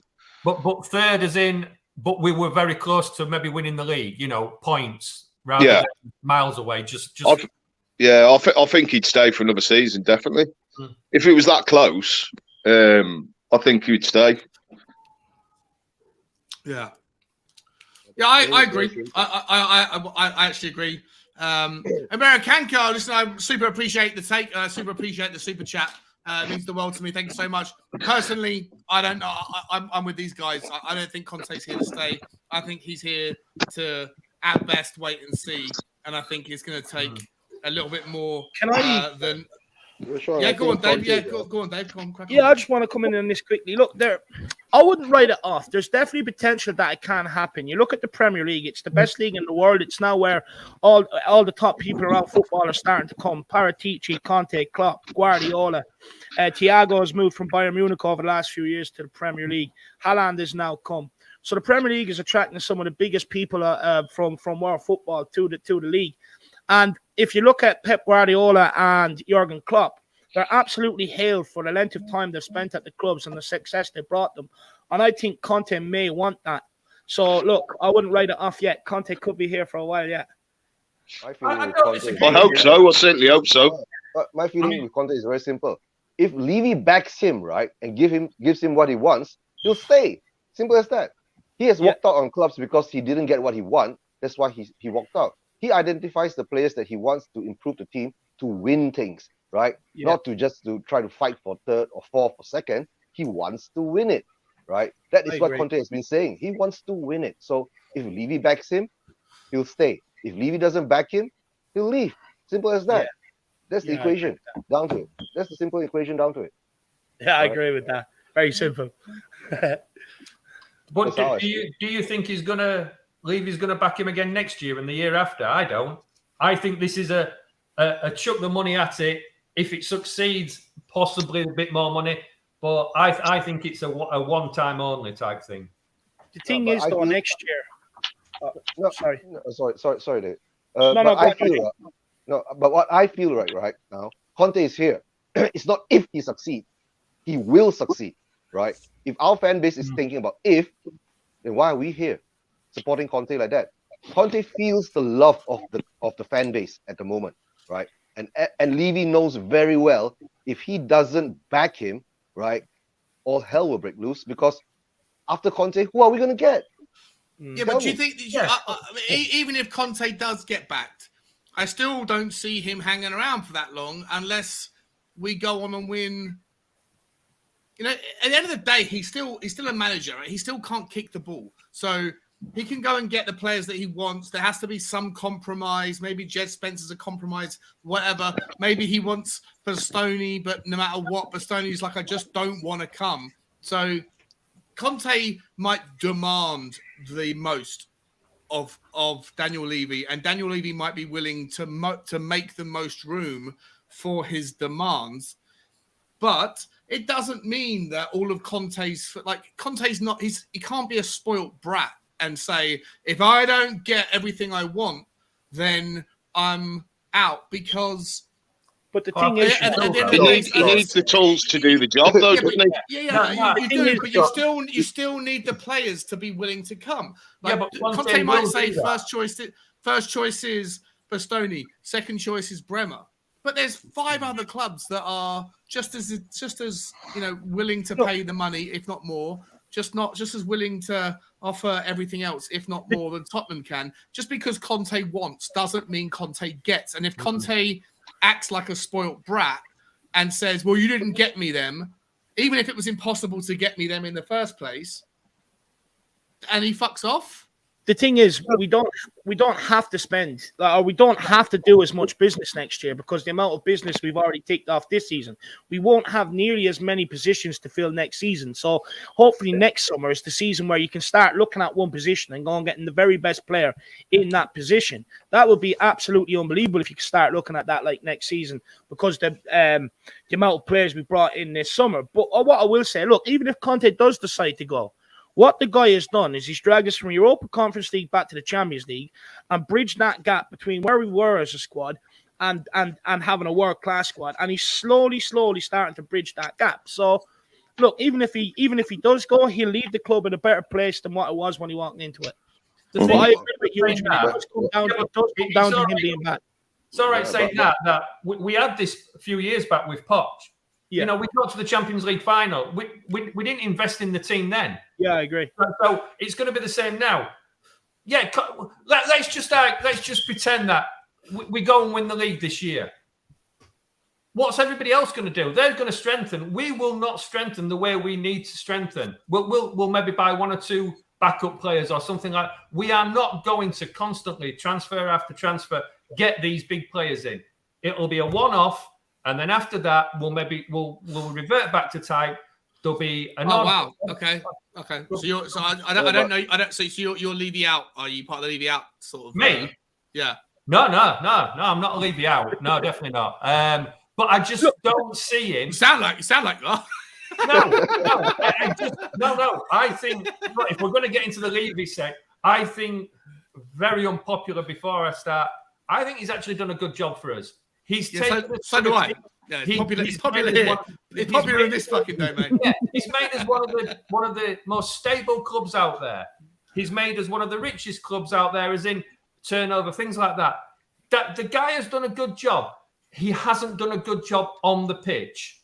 That's the problem. He hasn't invested when we should have invested, and that he'll do it again. Now. I want to see. I mean, I've supported bloody Tottenham since 1981. I've not seen the glory days that everybody. We've had a few cups. We've done well in the FA Cup early on. We should have won the league a few years ago when Leicester won it. But we are not a team that are going to spend and spend and spend and spend and spend. It's never going to happen. This will be a one-off, and it's a one-off chance to do it. And I just want to say as well, apparently Daniel Levy's just been to Asda and bought a load of little brown paper bags. He must have heard Eugene's last take. Eugene, before you give your take, mate, I'm gonna come to you right now. Just quickly, got to call out the super chat when they come in. Thank you so much, Sebas Wolf 28 with a $5 super chat means the world, bro. I believe if we start winning trophies and every season he gets back, he would stay for a long time with us. I don't know, bro. Listen, it's just my take. I don't know. I think the guy is someone who I love him. He is the most lovable, spoilt brat. My dog is a spoilt brat, and I love her, but she is very spoilt. And I think that Conte is a bit of a spoilt brat, who I also love. I don't see him at Tottenham in the long term. Sorry, Eugene. Guys, no, to tell the truth, right? The test is not next summer. The test is just January. When we reach to a certain level, right, where he sees that in January that he needs to bring in a certain player to the next level, and if he doesn't get them, then I get that's when the test will come in, right? But let's see. It's still early days in the window, to tell the truth, right? Imagine last season, before the season started, we even haven't gotten a manager yet, right? And we were going crazy about it. But at least this season, we're all quite calm. We are all quite satisfied because we were doing our business early. We are more or less satisfying Conte's needs to the certain extent where he's been said that I want my players in before the first preseason game. Then I'll get to know them. I need to put them through their the training sessions and all that, and then we'll see from there. But don't forget, our first game is always early August this season because of the World Cup coming through, right? Maybe after the season starts, we'll still be getting players in, right? But let's see what kind of players we get in at that time. But at the moment now, my feeling with Conte is very simple. Levy knows what he has to do. That's why he's been doing it so early now, right? And of course, there are rumors out there. There'll be people still putting in some, petrol into the fire to stir things up and all that. But it could be true. It could not be true. But at the moment, the training videos has been coming out. We see a lot of the players going in and out. And of course, there always the big question is what's going to happen to Lo Celso? What's going to happen to Ndombele? Right? We still got a lot of players that we have to deal with, right? That whether Conte will bring them back into the fold or will they be totally frozen out? Right? Yeah. We do not know. Yeah, that's another big conundrum. It's fair enough, mate. It's absolutely fair enough. Listen, I just want to quickly say before we move on to the next, I'm going to come to Nick. Nick hasn't said anything for a while. Just want to call out Clement for coming on the stream. You said that there's a load shedding problem. You dropped off. There shouldn't be, bro. There's the thing I've got is got room for 10 people, so you should have been okay. But either way, man, listen, come back again. I really appreciate you're making your debut. We go live every other day, bro. So you're always welcome to come back on next time. And massive big ups to you over in South Africa. It always blows my mind when I see the people that come from all over the world. It's the reach of our community is quite phenomenal. Nick, before I get, because I want to move into the homegrown numbers versus the foreign thing, right? And Alex did bring out a post last night, and it was really insightful. And I know that Dave's dropped a whole shit ton of comments into the private chat, which I'll bring up. But before I do, I just want to get your opinion on Conte's longevity, mate. How do you see it? How do you see it panning out with Conte? Look, I think I've said it before. I said if he stays the same time that Klopp and Pep have stayed, we win everything. And I 100% believe that. I don't see where in the world, for what he's getting paid, the amount of money and the love that he has, that there's a pull for him to go anywhere else. He's not going to go to United. United and Chelsea have got 4 or 5 years of rebuilding. He's come to us. He's bought into the project. He knows what Levy's like. I cannot see him unless, like Eugene says, and a few of the guys in the comments have said, unless he's not backed, then I don't see him going anywhere. I genuinely don't. Do you think he's been backed thus far? Yeah. He's still there, right? So thus far. Thus far. So he's still there and he hasn't walked. So thus far he's been backed. I feel he's got players in. Look, like Eugene said, we haven't been in a situation where we've got this amount of players in this early, right? So and also going back to, I guess, kind of going back to the whole Levy in, Levy out, and everything else. I'm very much Levy out, but I don't think this Spence deal is we're putting this on Levy. I just don't think Spence is worth the amount that middle one. He's worth probably 2-3 million before last season. He had a couple of good games against Arsenal FA Cup. He didn't turn up in the Championship playoff final. And all of a sudden Middlesbrough want to drop 20. Oh yeah. No! I'm back. It's going. So yeah, so I'm not convinced, but on the Conte thing, I think he's here for a long time. I don't think. I think if you do something to annoy him, like sell his best players or don't give him the players that he wants, then he's going to walk. But so as long as we keep doing that and making him happy, then he's going to stay. All right, Dave. Just before we move on, mate, I want you to answer this on my behalf of Americanka.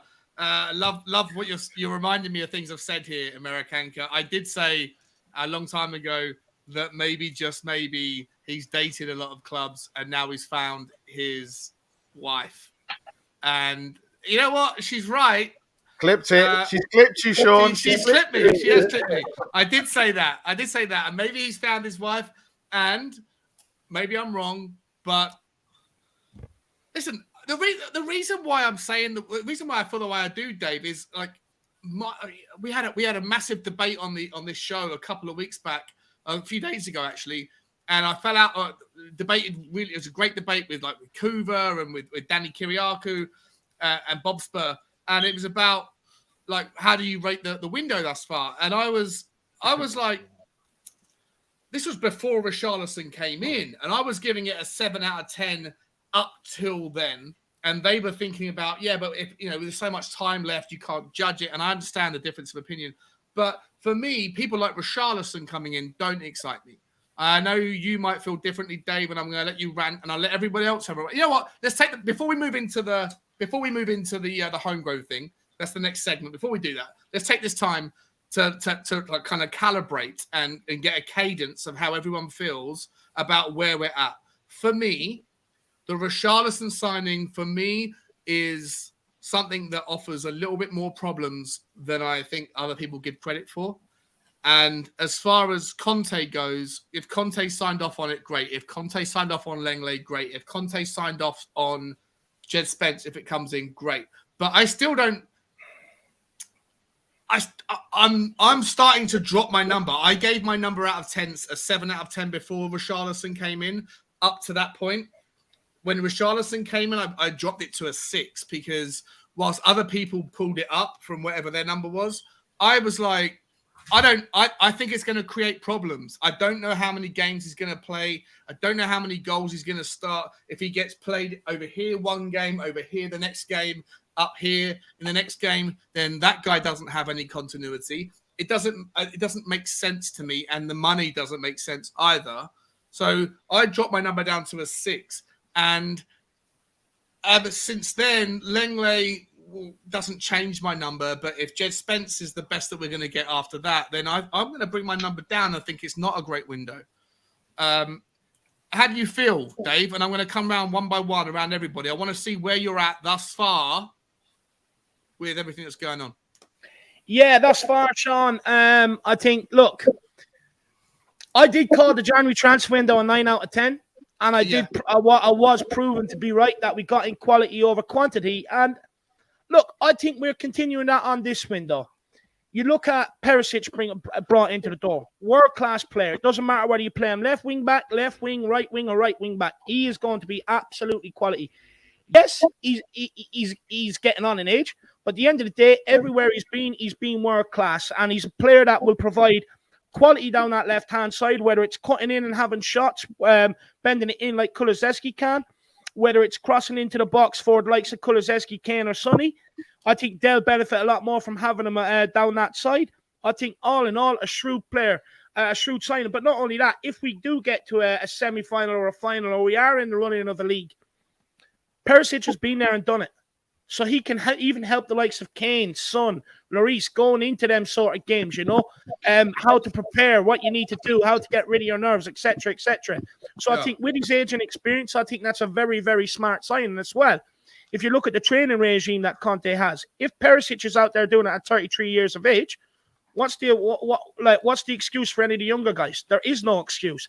I think it's a very, very good sign for the dressing room with Perisic. Fraser Forrester, you look at that guy. Look, Galini made some mistakes from set pieces last season against Chelsea, against likes of Morecambe, coming out for the ball.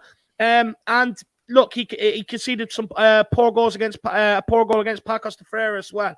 I think with Fraser Forrester coming in, I think, look at the guy, he's 6'7", could be in the NBA. I think he'll definitely help out. He's Premier League proven, plus he's played in the Champions League and in Europe with Celtic, so he has that sort of experience. So I think that's an upgrade on Galini. you go into Basuma. I think, look, we'll all agree that's an absolute brilliant signing. I think if it was 50, 60 million we pay for him, we would all be having a jerk in soccer right now. Look at us. We're acting like a big club. But because we paid 25 million, no one really wants to highlight the quality of the signing that we brought. For me, I'm happy. I'd rather pay 25 million than pay 50 million. It's a bargain. It means 25 million we can throw in elsewhere. I think with Basuma as well, he currently brings what we don't have to that midfield, which is someone that can get on the ball and just take 2-3 players out the game by beating them. He's got a good long shot on him. He absolutely destroyed us in the FA Cup last season, and he's a player that a lot of top teams were looking at, but we done our homework on him, knew that he'd be found innocent, and then we got him in where other clubs wouldn't have touched him. So that was absolutely shrewd, and we took advantage of his contract situation. Brilliant signing. You now have, instead of being stuck with Bentancur and Højbjerg, because you don't know whether Skip can get another injury. It could be like Tanganga. Tanganga's had 2 injury seasons on the bounce now. You just don't know with Skip what way it's going to go. Yeah. So it's clever bringing that in. But plus, it also means that we can now bin off Harry Winks. So I've been speaking about ever since I first come into YouTube how fed up I am with this guy and how shit he really is. So that frees up that space for him to go. Then you look at Richarlison. I think an absolute, Sean, I know you're going to disagree with me, but I think the reason why people are unhappy with Richarlison is because we're linked with Rafinha at the same time. Now, if you look at Rafinha, he doesn't offer us cover for Harry Kane. I didn't really want him either, to be honest. No. Look, that's fair enough. But like you look at quality cover or competition for Harry Kane. That's been our longest neglected problem at this football club in terms of on the pitch. The longest one out of them all. And we've went and sorted that problem with bringing in Richarlison. Now, with Richarlison, he can cover all across the front three. I think you've got a Premier League proven player there who will score you double digits. I've heard fans say, let's get Danny. But 1 second, Shawnee. I've heard fans say, let's get Danny Ings, let's get this player, Premier League, grab you double digits. Richarlison's better than him. Richarlison has grabbed double digits. Sean, it's proven. Look at his stats. Richarlison has grabbed double digits nearly every season he's been in the Premier League. 60 million quid. 60 million quid. Sean, you're paying for a player going into his prime. He's 25 years of age. He's replaced Gabriel Jesus. Gabriel Jesus in the Brazil national team. He's going to be their number 9 going into the World Cup. This is a player that is on the rise. This is a player that turned up for Everton when every other player there was shirking their responsibilities. He scored 6 in their last 9. Yeah. Yes, he got some penalties and stuff. But Sean, you look at a player we've got in. He can lead the line like Harry Kane. Hold on, Dave. People that say he kept Everton up. Yeah. You could easily flip that argument and say he was the reason in the first half of the season. No, that's why. If he's 60, he should have been scoring the goals. Calvert-Lewin had injury problems. He should have been scoring the goals. Everton should never. Everton's squad is 3 times better than Watford's, 3 times better than Norwich's. Everton should never. Down there all on Richarlison. That seems I'm not putting it all on him. I'm just saying that people that say he kept them up, I'm saying he's the reason. He's part of the reason, not all the reason, but part of the reason why they were almost down there in the first place. If you're 60 million quid's worth of talent, if you're 60 million pounds worth of talent and you're playing for Brazil in the number 9 shirt for Brazil, then bro, you should be scoring more than you did. Because it's not like Everton's team are poor. They got talent throughout the team. Sean, he's got a Warby. He's got a Warby providing them balls. The Warby's absolutely. He also had Anthony Gordon providing them balls. His first season in the Premier League, his decision making isn't quite there yet. He never had the service. Never had the service at all. In the beginning of the season, it's a reasonable. You look at the service he's going to get at Tottenham. Perisic, Son, Kulusevski. Yeah. He might play with Kane. He's going to get a lot more chances. But not only that, Sean. Yeah, I hope so. You're getting a player that can lead the line. You're getting a player that can run in behind, that can physically out-dominate the centre-backs, that can compete in the air, that can get on the ball and has that sublime moment in him. You know, that unpredictability in him where he can get on the ball, beat a couple of players, put one in top bins. If all round, I think we've got a much better deal than what Arsenal did with Gabriel Jesus. And look, it's going to be interesting. I'm not going to disagree with you on it. It's an interesting text. We tried going for Lautaro Martinez. We couldn't get him. So what do? Just don't get anybody. You can't afford to do that. He's a bridesmaid. He's the bridesmaid. Yeah, but look, not every club is going to sign the first team first choice, are they? Tell me a club where I they get sign it. up I get it. every I single get it. player that's the first choice. I get it, and I hear what you say. And I actually, Bob Spur Is makes the same. Alvarez going to walk into that City team this season? He's in my fantasy Premier League team, so yeah, I hope so. He might play more now. Sterling's gone. I don't know. Listen, yeah, look, he will play, but I don't think he'll walk in. Look, at the end of the day, Sean, the fact that we've asked Spurs if to get, doesn't matter the money, go out and pay it. That's what Tottenham have done. We've asked Spurs to bring in quality backup from Harry Kane. Is Richarlison much closer to the levels of Harry Kane and Son than what Llorente was, Vincent Janssen was? Yes, he is. But could you have got the same level of player for half the money or a fifth of the money by going after Emmanuel Dennis? And in my opinion, you could as well. Right? But Emmanuel Dennis has had one season. That's a gamble. We've signed players off the back of a good World Cup. Look at the likes of Paulinho, players like that who signed off the back of the World Cup. Did that work out? No. Emmanuel Dennis is a risk. I ask you, Sean, should a club like Tottenham Hotspur be taking a risk on Emmanuel Dennis, who's had one good season, or should you be going for a Premier League proven striker going into his prime who can only get better in Richarlison? Answer me. Well, wait, hang on, but the way you just phrased that can only get better.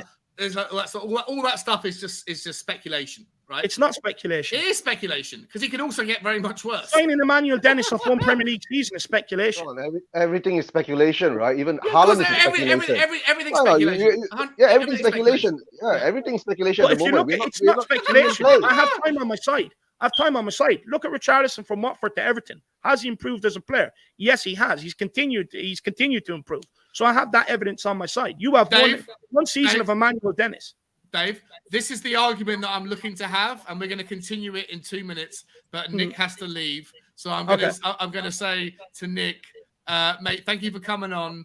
Plug your channel. I'm going to pull up your or plug a channel if you don't want to plug your own. Plug whatever you want, and also give us your channel if I don't want to plug my own channel. No.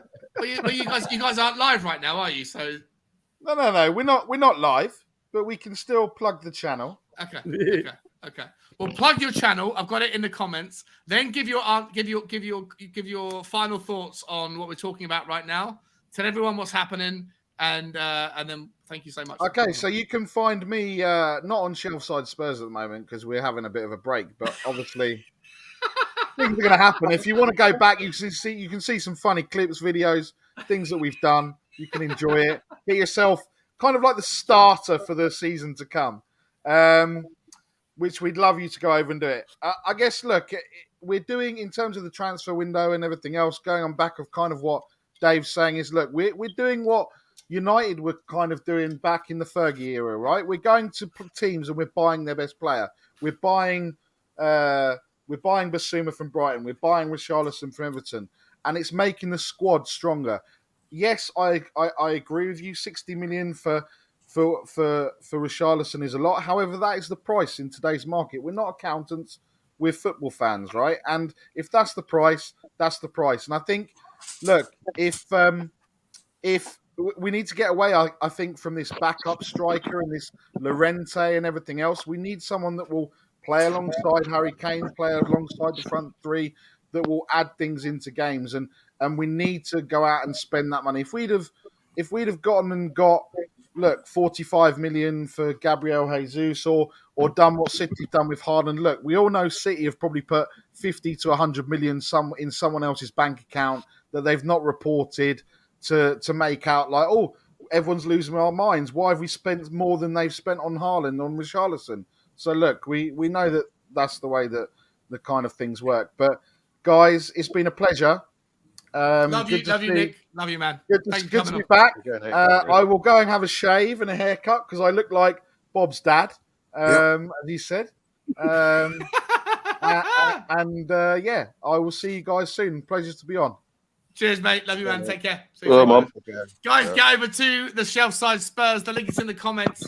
It takes nothing at all. Just to hit the link, it opens up another tab, and then you just hit the subscribe button. So the next time that they go live, you'll see them. And there is a wonderful channel. Love those guys. They are taking a bit of a hiatus of over the summer, but when they're back, they are well worthy of your attention.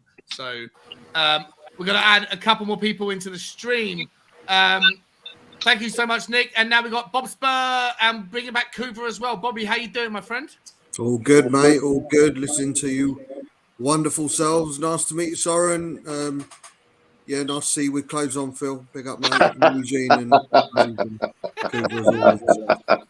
All right, listen, I'm going to start back. I'm going to start literally by continuing the. I think this is the row that we can have as a team. We can have a good debate here, and I'm going to let everyone. It's a free flow, right? So on this particular point, I think you just got to fight for the time to say what you want to say. But I am going to start the conversation with Bob Spur. Oh, well, sorry, Eugene. Hold on, Sean. I'm going to make a move too, right? It's about 12:30 a.m. my time here. Bobby, okay, mate. Nice big up, mate. Bobby. Yeah, big up. David, take care. Wait, right, Eugene. Wait. Let me get you sharp, bro. Let me get you sharp. Oh, thanks. Tell the world what's happening on Eugene's Spurswasion. Spurswasion TV on YouTube. More or less. I'm not doing too much streams nowadays because of the summer holidays, and of course there's no games going on. But Sean, just to let you know, you're having your watch along for the Spurs preseason. Yeah. It's my second ever watch along on this channel. I did one watch along when Dave and Jack were over in London, and that was a good show. But I'm starting doing watch alongs as of this season, and the first one starts next Wednesday. So in 6 days' time. Most probably I'll join you next Wednesday. But just to let you know, I think the match starts at 7 p.m. my time. And It's like 11 a.m. It's like 11 or 10 a.m. over here. Yeah. 12 p.m. your time. Yeah. So, I think I set the schedule YouTube. to be an hour beforehand so we could do the warm up and all that stuff. You know. Yeah. Oh yeah. Okay. Yeah. All right, guys. Eugene, take care. Thanks, man. Appreciate you, bro. Yeah. Love you, man. Take care. I'll catch up with you guys later. Bye, Bye, Sean. man. Bye, everyone. All right. Ladies and gentlemen, please go over to hit the same rules apply. Just go and hit the link in the chat here and just go and subscribe to my man Eugene's channel. He's a fantastic member of the community, and he obviously is out there in Asia, so he targets some of the kind of more eastern side of the time zones. But great guy. Bobby, quickly, man. Well, not quickly. Take as much time as you want. Dave's coming on me. Dave's gone in on me saying, yeah. He said, what the fuck I'm talking about when it comes to Richarlison. I think I'm going to get the same sort of treatment from you. No, I'll correct you. It's not when it comes to Richarlison. It's when it comes to saying getting in Emmanuel Dennis over Richarlison. Yeah. Well, but there's context to that, bro. There's fucking You're basing it off one season. You're basing it off one season. Oh, he's a good player, though. Richarlison's better. He's done it longer in the Premier League than Emmanuel Dennis. He costs 3 times more money. Well, yeah, that's money That's the go, mate. With it, man.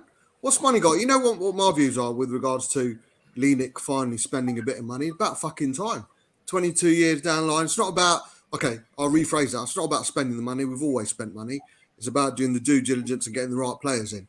You know, if we'd done the due diligence on a Ndombele, I don't think it would have ever come to Spurs. You compare what we spent on him onto a Richarlison who has played in the Premier League. Because the other day, Sean, you were comparing our top signings, an Ndombele, Sanchez, and someone else, and I question Lo Celso, yeah. Lo Celso. What was their Premier League stats prior to them signing for Spurs?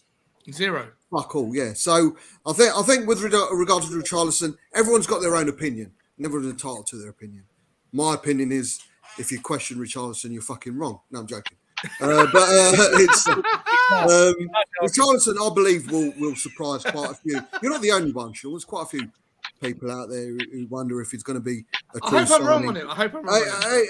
And we were all jizzing over Ndombele when we first signed him. You know, first 5 games, we were there going, oh, wonderful footballer, what a great footballer. It's all hindsight. But I think it's not a definitive. We could never know what Dennis would have brought to Spurs and what Richarlison's going to bring to Spurs. You can't. But it's less of a risk. There's less of a risk of bringing a Richarlison into the club. But what is it you like about him? I've watched his highlights, his lowlights, his all touches reel, and I've never seen him score a fucking fabulous goal. I've never seen him. I've seen him score a couple of tap-ins. I've seen him score a couple of would-be shots, come crosses, come tackles that went the right way. I just don't.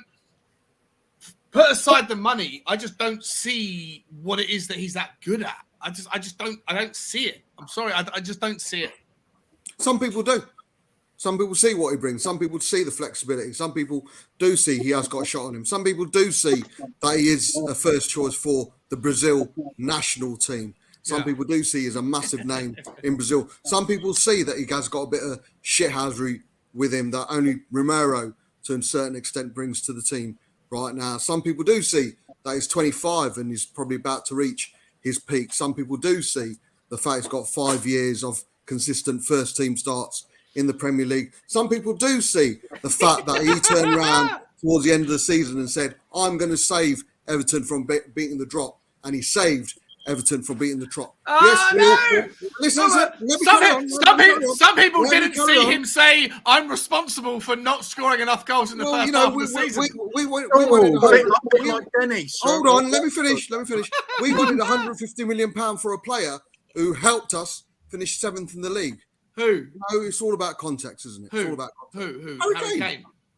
Harry Kane. Harry Kane helped us to finish 7th in the league. Harry Kane in the following season helped us finish 6th in the league. Yeah, we all wanted. Yeah, well, there is the rest of the team as well. So, so people do see what they want to see sometimes. Sure. No, I love it. I feel like this is where we can. I love this. I love it. Phil, I'm going to come to you. Then I'm going to come to Soren. Then I'm going to come to Kuba. Phil, how do you feel about Richarlison? Richarlison, I think he's a brilliant player. I don't see where you're coming from with this, Sean. That's all. I mean, why don't you think he's a good player? I've never seen him. I haven't seen him do. I don't think he's that good with his feet. I don't think he's that fast. I don't think he's that powerful. I think he gets a lot of credit for things that. Forget Dennis. No, you brought Emmanuel Dennis into this. You said you'd rather play Dennis than Richarlison. Is Emmanuel Dennis any of them things? Dennis is better with his feet, 100%. Dennis is faster, 100%. No, Sean, that's not. He's not. Richarlison easily becomes one of our best dribblers in our team. When you think about it, show me. Of course he does. I use my eyes. I don't use stats. He easily becomes one of our best pressing. If you want to go down the stats. Do you want to get the stats up? Because the stats will tell a certain tale, but it doesn't sound like you want to see it because it doesn't help your story. If you want to bring stats up to defend your own corner, that's absolutely fine. I think they can be bullshit. Let's bring them up. I think he brings a lot. I'm not even basing it on the stats. I'm basing it on my eye test, but I can bring up. And then everyone's eye test is different, isn't it? Okay. I think he brings a lot to using the eye test. All right, let me get it up. I feel like I'm in a pool of one here. Oh yeah. All right. Sorry, Phil, you were saying? Yeah, I think he brings a lot to the team. I mean, he brings goals. What is he in double figures the last 3 seasons? The shithousery that Bob says. I think he brings a lot of attributes to the team. He's a Conte player as well, for me. And I think he'll do wonders for us. Okay. Soren, tell me, have I got any support here at all, or am I in a pool of one? Soren, how do you feel, my friend? Yeah, you're talking out your ass. Well, fucking hell, I'm going to have to rely on stats to make my point. I do get where you're coming from, Sean. I think it's a step up for him, and I think it's going to be interesting to see how it goes. But I do think he's going to be a good squad player. I get where everybody else is coming from. And I think I do see him scoring goals next year. Probably about 12, 15 goals maybe. Just depends how we use him. Kane's not going to want to come off, is it? It's like you said the other week. Kane don't want to come off. He never wants to come off. And Conte is not going to bring him off that often. So who's he going to play instead of Son? Well, Son was probably one of our best players last year, and he has been for a lot of years. Underrated. I mean, what the fuck were the PFA thinking when they didn't even nominate him? Set of wankers. But that was ridiculous. Cooley, the ginger Swede on the right. Is he going to play instead of him? I don't think he is. I I think he's going to be a bit part player, but I do think when he comes on, he'll have a bit more quality than what we've had in the past. And I do think he'll be a good squad player. Another year or two, I do actually see him leading the line in a year or two, depending who's the manager. Okay. Kuba, how you doing, mate? Welcome back. How was your kids' feeding session? Yeah, all gone well. Just what you need on a nice hot day: steaming hot chicken curry with rice. Yeah, I'm absolutely boiling, mate, dripping with sweat. Yeah, nice. But yeah, I think well said. Shawnee talking bollocks again. Look, Richarlison. The only thing Dennis has got over Richarlison is he's quicker. That's it. Richarlison is better at him at everything else, including dribbling. He's more aggressive as well. Are you sure about that? He can hold the line better. Sure about that? Yeah. Yeah.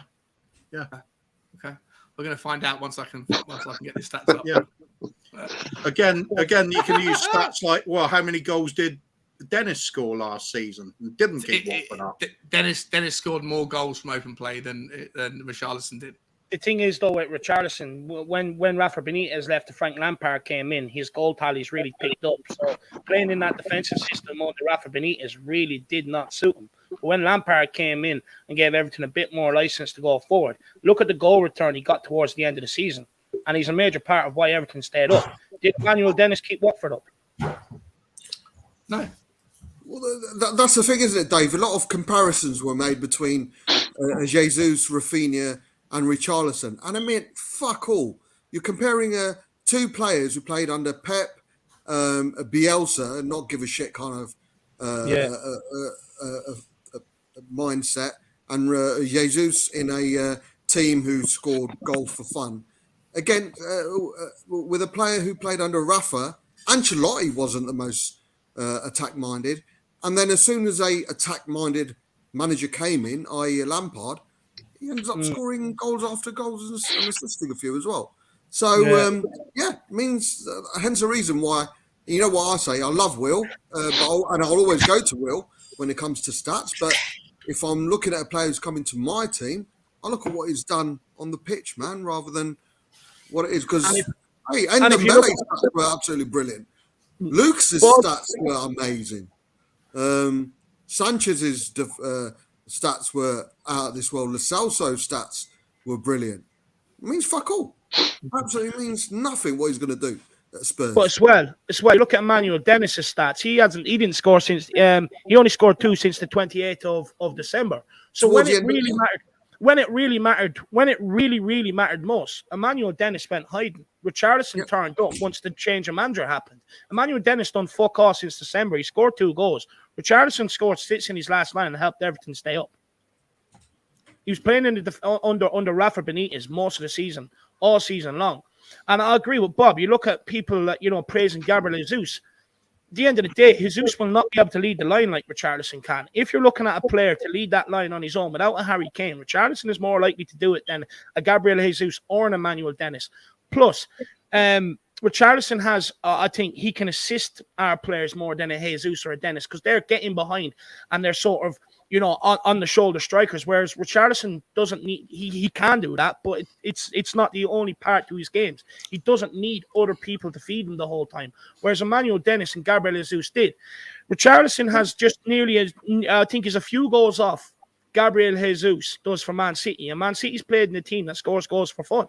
Richarlison's played in relegation battle teams, Watford and Everton.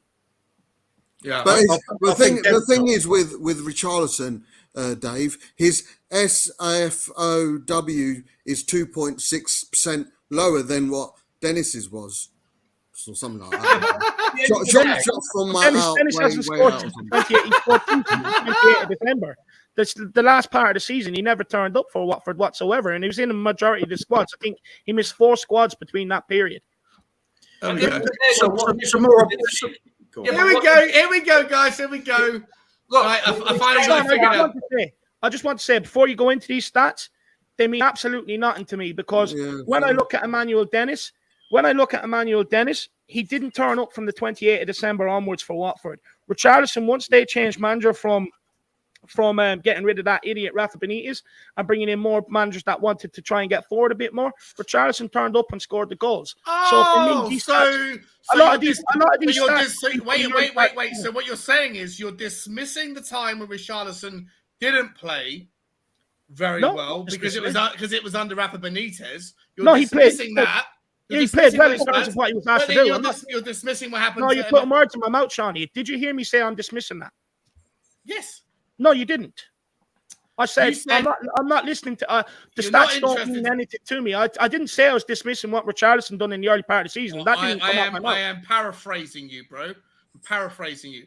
Like if you want to be able to dismiss one part of one player's season who you happen to want to shine a light on because he was playing under a manager that you didn't think shone a good light under him. Do you want a bit of context but then you're also happy to dismiss the context. Hold up. Okay. You're also I'll give you a bit of context. Hold up. No. Let me finish. I know what you're saying. I'll give you a bit of context. Richarlison had injuries in the first part of the season for Everton as well. So did Emmanuel Dennis. Yeah, but Sean. Emmanuel Dennis up until he missed 2 squads. So you don't want to see the stats. No, I'm just saying. You said Emmanuel Dennis was out injured for early parts of the season. He wasn't. He missed 2 squads. He missed 2 squads up into the last 3 games. For the latter part of the season, put the stats up. Put the stats up. Just hang on. Who gives a shit? We've signed Richarlison. We ain't signing the others. So let's move on. No. This is what we do on this show, Soren. I get that, but we've signed the player. We like an argument. We want an argument. If it was a case of we were still looking to sign him, then the arguments are valid. The arguments are not valid anymore because we've signed Richarlison. The most important thing really is what we were discussing earlier. It's that back line now that we need to sort out. Front line sorted. We're not going to, unless... I don't think it is sorted. This is the reason I bring it up. I believe... This is the reason I bring it up. I hope I'm wrong on this one. I don't care about the stats. You know what? The whole point about Emmanuel Dennis is null and void because we aren't going to sign him. And I called him out. I don't give a shit about him either. I don't care about him. But I brought him up as a cheaper alternative to what I see as a problem. Yeah. And the problem that I foresee happening is signing a £60 million player who I don't believe will play as many minutes as other people believe. And even if he does play the minutes, I don't think he's going to play them in a consistent role. I believe that... What's price got to do with it? Price, because price means that whatever the price you're paying... Listen, Bobby, I take your point. None of us are accountants. None of us know what the budget is. No, but you back Levy. Nothing wrong. I love your opinions on Levy, but then now you're questioning why Lineker spending money on a player. Surely they've done the due diligence. They paid 60 million on a player. Yeah, and I'm not okay with it. But I'm not someone who defends Levy. I'm not someone who defends Levy regardless. I have my opinion on Levy. I think he's dog shit on certain things. I think he's better than other people give him credit for on other things, right? So I'm not someone who is just like, Levy's a cunt. Fuck Levy. I don't care what happens. Fuck Levy. I'm not that guy. Right? A lot of people are. I'm not that guy. What I am is someone who has the ability to actually disseminate good from bad in various areas. And on this one, when it comes, I take your point, Bobby, that the money's not our issue. We don't give a fuck, right? We're Tottenham fans. Do we care if you spend 60 million here, as long as you spend 60 million there? Who gives a fuck? But what I do think is, whatever the budget is, it's 60 million pound lighter because of signing Richarlison. Whatever it was. And that's fine as well. I'm happy to. I'm just giving my argument as a Spurs fan and as a fan channel. I'm just giving my opinion across. And for me, I very much hope I'm wrong on Richarlison, but he is 60 million quid out of the budget. And for me, my take on him is I don't understand why we paid that much for him because Chelsea came in at the last. I think he's worth that price. Wait, boys, just give me a minute. Just give me a minute. Let me get my point out, and then I'll hand it over. Right. My point is, put aside injuries. Shall we come back in 10 minutes? Injuries are a factor, a variable. We can't focus on that. But put that to one side. I don't believe that he's going to play the minutes. I don't think he's going to play it in a consistent position. I don't think Harry Kane is going to be happy getting substituted for him. I'm not entirely sure if Sonny's going to be happy, right? So yeah, and that's fine. But what happens when they get subbed? Who the fuck knows? And Richarlison, I feel sorry for the guy because he's not going to be given a consistent role in a consistent position. He is going to be, as it stands, a wherewithal for every fucking position. If he can play in the 9, he can play in the 11, he can play in the 7. Great. Which is exactly why we want him, isn't it? No, I could, because you don't get the best out of anyone if he doesn't know whether he's coming or going. Every game he's got to play the contribution. The guy who plays on the left. Next time he's doing that on the right. I just don't think he's going to make out. I could be wrong. I hope I'm fucking wrong. I hope Conte does his job. Clip me on it. Richarlison will know this going into our side now, won't he?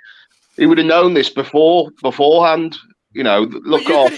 You could have the exact same type of player who could do everything for a fifth of the cost and not have the risk. And then with the money that you've saved in not spending 60 million on him, you could go and get a Hakimi. You could go and get a Bastoni or Guardiola, because you know what, money talks. We've got the funds anyway. Look, maybe we do, maybe we don't. But you know what we don't have right now? It's 60 million quid less than what we did have before. Right. So if you want to go and get a Guardiola, if you want to go and get a Bastoni, or if you want to go and get a Hakimi, at some point, at some price point, PSG or Leipzig or Inter Milan go, all right, that's too much fucking money. And I guarantee you the difference is somewhere in the 60 fucking million quid. And the board haven't done the job right then, have they? I get your point. I get your point, right? I do think we slightly overpaid on Richarlison. I do think that. Like, look, obviously I would have liked to got it cheaper. But Chelsea came in at the last minute. That's going to drive the price up. You know, he still had a couple of years left on his contract. That's going to drive the price up as well. And at the end of the day, we identified someone outside of Lautaro Martinez that we wanted to come into this football club, and we went and got him rather than making the same mistakes where we have done beforehand by bringing in a Vincent Janssen, by bringing in a Carlos Vinicius, by bringing in Llorente was good, but he wasn't what we needed. And we have not made that mistake. We've brought in someone that will score goals. He will assist goals. He can lead a line if Harry Kane is out. He's an upgrade. And at the end of the day, we have not made the same mistakes. We haven't gone for a cheaper option. We've identified our target, and we've got him in here. I do not see the problem with that. Okay. Will you have a how problem, much do you think he's worth, Dave? Wait, Phil, 1 second. Dave, will you have a problem if the money that we spent on Richarlison means that we lose out on somebody else by 20 million? Would that, because you can't have it both ways. You can't run with the hounds and hunt with the foxes. You can't do both, right? You have to cherry pick. So if you think we overpaid, are you going to be okay if we miss out on a fucking monster centre back or a monster right wing back? I don't think we will miss out though. I think we could get the licked. We could get the licked. Chelsea are going to get the licked. We could go and get the licked right now. We saved money on Lenglet. Sorry about that. We're worried about the money. We've not paid for Richarlison because we want to pay 60 million. It's because Everton wanted 60 million. We wanted the player. It's not the buying club who sets the price. It's the selling club who sets. He's worth 60 million to Everton. He's not worth 60 million to us, me, you, whoever. Secondly, if it means, I've said this before, if it means we've spent X amount on a player and it's leaving us short in another area, i.e. a 20 million, like you've just mentioned, then I'm sorry, the finger goes back onto a Lenick and a Paratici, which I don't believe it has. I believe they have you're okay done their due diligence. So you're okay paying the money right now, but if in the circumstance where we fuck up and can't pay for someone else, then you're no longer okay, and now you want to point the finger back on Daniel Levy and whoever else was. Well, whose fault is it? It's not our fault. So you're okay, so you're okay with it until you're not okay with it. Why are we in a position now it's irrelevant. Where we have to replace so many players? It's not our job. We'd sit here and discuss. It's not our job, but it's our job to have an opinion. And I'm asking you, are you okay? If you're okay with one, you can't be okay with the other. The thing is, though, we've got this money to spend. Everybody's going on about this 150 million. We don't know what's in the pot. Yes, we overpaid for Richarlison. I agree with that. But he is a player that's going to be some good for us. And we've probably paid 10, 15 million over the odds. But what difference does it make if we've got the player that Conte wanted, and that's the price it was going to cost us. I agree with you totally, Sean. We've overpaid. We've overpaid, but we've got a player that Conte wanted. Now, that should not stop us going out and buy. If we're talking of Bastones, for argument's sake, 50, 60 million is roughly going to... It's still within that budget that we've so-called got. But you don't know that. But here's the difference, is right. I'm okay with Richard. I love Richarlison as a player. But it isn't costing us 60 million this year. At the right, don't disguise the argument by because it means that whatever we're paying, not paying this, we pay next year and the year after. So don't disguise that argument. But what I'm saying is just to keep it simple, because you are right that we don't pay the money up front, we pay it every year. You're right about that. But that it just means that there's for the purposes of the argument, if you're okay with Richarlison, I'm okay with Richarlison, but you're okay with it at 60 million. I'm not okay with it at 60 million. I'm not okay with it at 60 million. I'm okay with it at 40 million or 30 million, but not at 60, because I do think that with that extra 30 million, that's the difference between offering Leipzig 60 million for Gvardiol and they say, no, we're good. We're good for this year. But if you go back and say, here's 90 million, they go, that's too much fucking money to turn down. There is a value. There is a reason why price matters. Bobby, it might not matter to you and me in reasonable reality because we don't understand the numbers, the accounts. But there is a difference. What you're paying for someone means you can't pay for someone else. You're arguing against yourself. For the purpose of the argument, we've only spent 45 million this summer. Yeah, but no, Sean, you're actually arguing against yourself there. Because if we go out and spend 80 million on some other player, well, that's probably playing over the odds of what they're worth. But that's okay because it's a player that a player that I think is worth that money. Correct. Yeah, but the thing is, if you look at it, and I mean the biggest worry that we've got is if we're overspend on Richarlison and we overspend on any other player, the price whenever we go in future is going to be more than it should be because they'll start to see us spending more money. Of course, but for me, I wouldn't be having this argument with you guys if we spent 80 million on Gvardiol or Bastoni. I'd be like, I'm good with him because I see the value in him. But when I look at the value in Richarlison, I just don't see him the way you guys do. No, I actually think he's worth that money. Okay, convince me of that. Well, look what he's done in the Premier League with the teams that he's been at. Look what he does for his national team.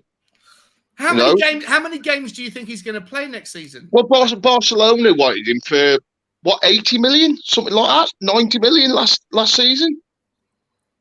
If you get that up on the Barcelona, were after him for more than 60 million last season. The big thing is when Conte turns around and looks at his bench and he actually sees a player that might change the game.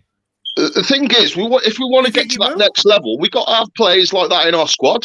Richarlison, regardless of whether they're going to play, a lot of the time, you need players in that squad. He has literally come in at £2 million lower than the club record signing that was a shit show in on Dembele.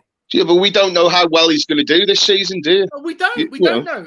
And I hope it's all speculation, isn't it? I really hope I'm wrong. And I will hold my hand up. If he scores a hat-trick on his debut, I will hold my hand up and I will say, I'm wrong. He'll get a hat-trick first game. What? Not first game, he won't because he's suspended, but second game. I'm happy to counter anything you're saying about the prices, Sean, because as far as I'm concerned, why are we in the position where we have to replace so many players in one transfer window?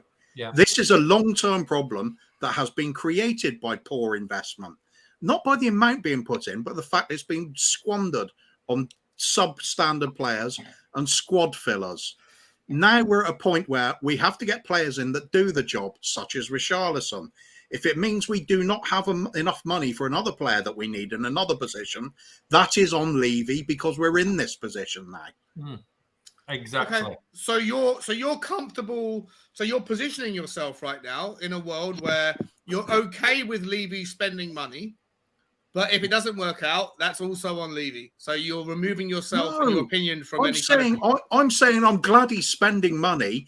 I'm also still angry at the fact that we still have to fill all these positions. Yeah. So you are doing that same thing. You're saying that Levy's still a cunt, despite the fact he overpaid for a player because you always thought he was a cunt for not spending enough money. I get it. It makes a lot of sense. Just a question, mate. I'm not going to heap praise on somebody for doing half a job. I'm someone who doesn't heap. One second, Bobby. I'm someone who doesn't critique Levy the way that you guys do. But on this one, fucking go and I personally think this one is a flying shit show. I hope I'm wrong. I really do. Not just because, forget the price for a second. Forget the price. I personally just don't think he's a good player. He's an okay, he's a good player, but he's not a great player. He ain't 16 million quid's worth of player. So for me, I'm almost with this man, and I'm bringing this guy into the stream right now. I'm almost with this guy on this one, and that Daniel Levy needs to fucking answer some questions for the first time. Last question, Sean. Yeah, of course. For example, if there was an attacking player, right wing, left wing, and an attacker who played in the Premier League for 3 seasons, and his stats said he scored 7 goals and got 5 assists, would you pay 30 million for him? Yeah. Can you give me an example of a player? No. I'm just asking if there was an attacking player and he scored 5, 6, 7 goals in 3 seasons. It depends on the position, right? Okay, left winger, right winger. So like an Anthony Gordon. Yeah, seven goals in 3 seasons in the Premier League and 5 assists. I mean, Anthony Gordon's stats probably equate to that. Yeah. Would I pay 30 million quid for him? Yeah, I would. Yeah, I would. Bergwijn's gone for 30 million. Yeah. Yeah. Well, I personally am not someone that I personally think that Bergwijn as a player is a really good player, which is why I've been saying on all my streams, when we sell him to Ajax, we should have a 15% buy-on clause, sell-on clause, because I think he's an absolutely brilliant player. I think he will become a brilliant player, and I think that he will move on from Ajax in 2 or 3 years and be sold for 70 million quid. I do think there's an absolute monster there. I just think he didn't suit the Tottenham method. But, would you have kept Bergwijn instead of Richarlison? No, but only because Bergwijn is clearly unhappy. Wanted to go, yeah. He wanted to go, but and this is maybe my point hasn't been digested on this stream, but on previous stream I've said it. The reason why I'm worried about spending 60 million quid on Richarlison is because I see the exact same fucking problem with Richarlison in a year's time. I don't know where he's going to. I don't see him taking as many minutes from Sonny as you think, because I don't think Sonny's going to be okay with it. I don't see Harry Kane being subbed for him, and unless we're 4-0, 5-0 up, and Cooper, we had this debate before, right? But I also don't see him. I just don't see Richarlison playing for a few minutes in the left wing. The most likely minutes he's going to get is for Kulusevski, because Kulusevski hasn't got the same. We'll leave that to Conte. We'll leave that to Conte. Fine. Okay, it's fine. I'm sure he knows better than us. That's fine. But my point is based on my opinion. And as a fan show, that's what we all do. We have opinions. And so my point on Richarlison is that I think he will become the next Bergwijn, Phil. I do think he's going to be pissed off. I think he's pissed off. Which is also why I don't think we should buy Memphis Depay. Because I think Memphis Depay is the next guy. Who's no. I agree with. Yeah, I don't think we should get him. I think you'll find Richarlison on that right wing a lot more. That'll be the place he'll play, because as good as Cooley was last year, every couple of matches he had a real bad stint, and he just needed that 1 or 2 games rest. And I think that's where Richarlison will come in. He'll play on that right wing instead of Cooley. Okay. Yeah, I agree with you, but I don't think that's necessarily, No, I think you're making a lot of valid points. I think the only place it does drop down is, look, we paid 60 million from him. We're going to have to get over that. Yes, it was overpriced, but if it'd have been 40 million, we'd have probably all be sat here saying great signing. Yeah. I'm happier at the right price point, because I like the guy. He's a good player. He's just not 60 million pound worth of player. Because he's going to come in with an expectation to play, and when he doesn't play, he's going to have an attitude problem. He's going to be the Nick Kyrgios of the football world. And Kuva, I want to come to you on this one. Do you understand my point? Do you understand my reservation, mate? Like, yeah, I understand that. I just I don't see any real foundation for some of it. I mean, how do you base in the fact that he's going to be upset or other players are going to be upset when they know we're challenging on multiple fronts for a world-class manager? I mean, do you know there won't be? Well, Harry Kane has never had to be. You sub, made right? the statement that you think they will be, and I just asked, why do you ask that? Yeah. So I mean, you must have surely as a basis for that. Well, my Harry argument could be they're not sub. going to, because I see no basis to doubt them. I mean, they haven't done anything to prove otherwise. So you think Harry Kane is okay being subbed? I think no player's okay being subbed. Everybody wants to play. I mean, that's just football. It's any level we don't want to get taken off. So it's just going to be too bad, isn't it? That's why we got the likes of Conte. He makes big decisions with big players. Harry Kane will toe the line because he's Harry Kane. He's a pro. Well, he might not like it. There'll be times when he's rested or times where he's taken off early. He's not going to like it, but he will just get on with the job because he knows he's aware of the bigger picture, which is what he's always been saying. He's consistently said it. He wants to see the club matching his level of ambition. Yeah. If we're at the point where we're saying he cannot be substituted no matter what because of his feelings, then we're clearly not going at any sort of ambitious level. So I don't have any worries at all about it. I think Richarlison is an excellent addition. He'll add a lot of fire, determination, doggedness, and terrier-like activity to the team. And he'll be rotating with big name players. Okay. And it's right, live. Hey there, KPV. Good to see you back, man. Welcome back. Yeah. Brian Daigle, welcome to the show, buddy. How you doing? And it's live. You're on mute. You're on mute, man. You're on mute. Bobby always moves his camera to one side. How you doing, Brian? You okay, mate? Oh, there you go. You're good. Tom. We lost Brian. He's back. How you doing, Brian? You okay, man? You can hear me? Oh, okay. No, can't hear you. Why? I haven't got it muted. I don't know why we can't hear you. I haven't got it muted. No, we can't hear you, bro. I don't know why. 1 second. Turn your mic on, Brian. Brian, we got you. Keep on telling him. Keep on telling him, can't hear him. I just answered this question. The thing is, that's hilarious. That's so he'll be happy if we're winning, and we're winning things. They'll all be happy on the bench. If we're not winning, then they'll all start moaning. That'll be the problem. I don't agree. I look at him. I look at Kyrgios. Sorry, I look at Richarlison. But I do.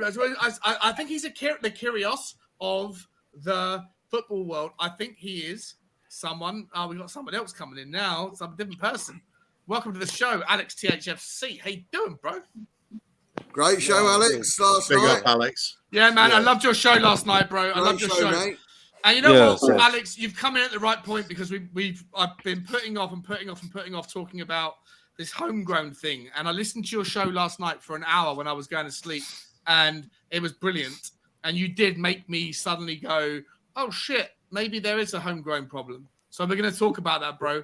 How are you, man? How are you, mate? You okay? I'm good. Before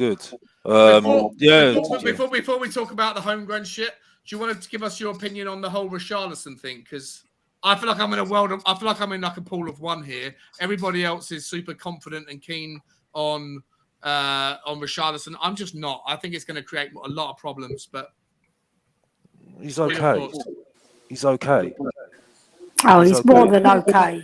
He's okay. He's more than okay, Alex. Okay, it's nothing special. I'm coming to stir the pot. Sorry, but the thing is, the thing that annoys me. Okay, is someone like that? I'm sorry, but I need to say this. I have to say this. I mean, it's just like all of a sudden he's the best thing since sliced bread. It's ridiculous. It's not the best thing since sliced bread. I mean, nobody said that. Like I said before, I would have taken him over. No one's saying that. I would have taken over Jesus all day long. Yeah, because he's a reject from Manchester City.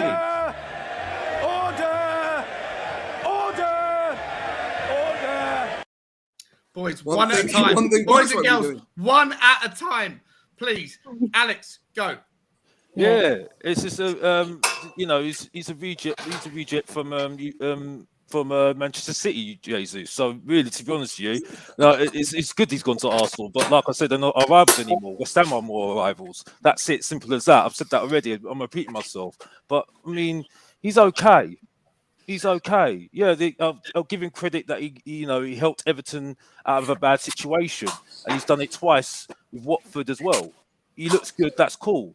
But I wouldn't sit there and say, oh, he's absolutely fantastic. Oh, he's got this thing about him, but he goes down easily and everything else. I mean, some of the waffle I've heard from Tottenham fans is absolute rubbish. Absolute rubbish. How well has he done for Tottenham, Alex? Yeah, but the point I'm making is how well has Richarlison done for Spurs? Yeah, but the point I'm making is, Bob. Like the point I'm making how is, well Bob, has he done for Spurs? But he's like I said before, like as I said before, he's just got to have to prove me wrong, and that's it.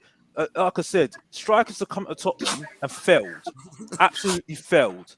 Yeah, I know exactly what's going to happen. Kane and Song are going to be playing most of the games. That's what's going to happen. Good. You know what I mean? Because at the end of the day, Harry Kane's the star player. Song's the guy as well. Yeah. Until they get injured, that's what happens, and we'll see what happens then. You know what I mean? So I'm not sitting here saying that this is a great sign at the moment. He's got to do a lot more than he was doing at Everton to prove me wrong, as far as I'm concerned. You know what I mean? Not being Kane FC, that's the first thing. You know what I mean? So this crap I've got to hear from Tottenham fans. You know what I mean? And like I said, the truth hurts. The truth hurts. Because the thing is, though, before I finish, because we need to have a real conversation. You know what I mean? Because people said to me, this is Saba's words, by the way. I'm not having a go at Saba because this is his words, and even Kuba said it as well, so he was copying him as well. He says we get emotional about players. We get emotional about players. Emotional. Okay, if we're going to get emotional about players, like I said on my stream, why don't we talk about Sol Campbell then? Why do we talk about Sol Campbell then? Why do we talk about Teddy Sheringham then? Why do we talk about Foyth? Wham Foyth. Does everybody remember about Wham Foyth, by the way? Yeah, well, let's not go on. Let's stick very good player. Let's not go Wham Foyth. All right, okay, Alex, wait. Okay, Alex. Okay, everyone, wait. I'm going to come to Brian, and after that, I'm going to come to Dave. I don't like lemongrass. Has that got anything to do with Richarlison signing for us? Hold on. Because I actually agree with Alex in a weird way for the first time ever on Richarlison. I'm not on the same page. Brian, how you doing, bro? Okay. Welcome back to the show. I'm doing good. Now that you said, as you always did hear me, because I just went back and checked it on YouTube, you cheeky bastard. Bob's a bastard. But like I said, when you got to look at when it comes to Richarlison, I don't think we've overpaid at all. If you look at it, and the man himself on the quote that I'm going to use, and I use a lot and always credit him, the man in the top right here, Mr. Harris, has said, look at what we've done with Kyle Walker. Look what we've done. We've degraded every single time we signed him, and every single time they've got worse. We have gone 8 years without having a suitable competition for Harry, suitable competition, suitable backup, and we finally done it. It's taken 8 years of toying with different strikers or different systems where you can also use him to replace Son. You can also use him to replace Kulusevski. If Son and Kane get pissed off for being substituted, that's been created because they haven't had backups to say, right, listen, you're resting. For the good of the team, you are taking time out. You're coming off because I need you for the bigger games. I don't need you out for the bigger games. I don't need you injured like Harry Kane got for the Champions League final with being overplayed and overplayed and overplayed, and the Carabao Cup overplayed and overplayed and overplayed. He needs to be fit, firing and ready for the games that we desperately need him. So if someone has said to you 8 years ago, we'll go 8 years without a replacement for him, but we're going to find the one who's going to cost £60 million, but he can also play in Son's position and Kulusevski's position, 60 million is a snip. 60 million is a snip. I agree. And we finally sorted out the position and the front line where he can play anywhere. So for me, 60 million isn't overpaid for him at all. We're likening him to people paid 65 or whatever for Haaland. He had a release fee. Wherever he went, he was going for that fee. If Conte wants him and it takes 60 million to sort that position out, then his value to me is 60 million pounds. End of. The thing is, we've cheaped out on that position for years. Llorente, Janssen, Vinicius in on loan. We shouldn't be sitting here. Yes, you can sit here and question it, but we really shouldn't be sitting here moaning out the outlay we've put out in that position. If you look at over the 8 years, the money that's been stacked up where we could have spent in that position, it's only right that we went and spent about 60 million in that position. But also at Liverpool, no one questioning Diego Jota going there. No one questioning Diaz going there. They all get game time.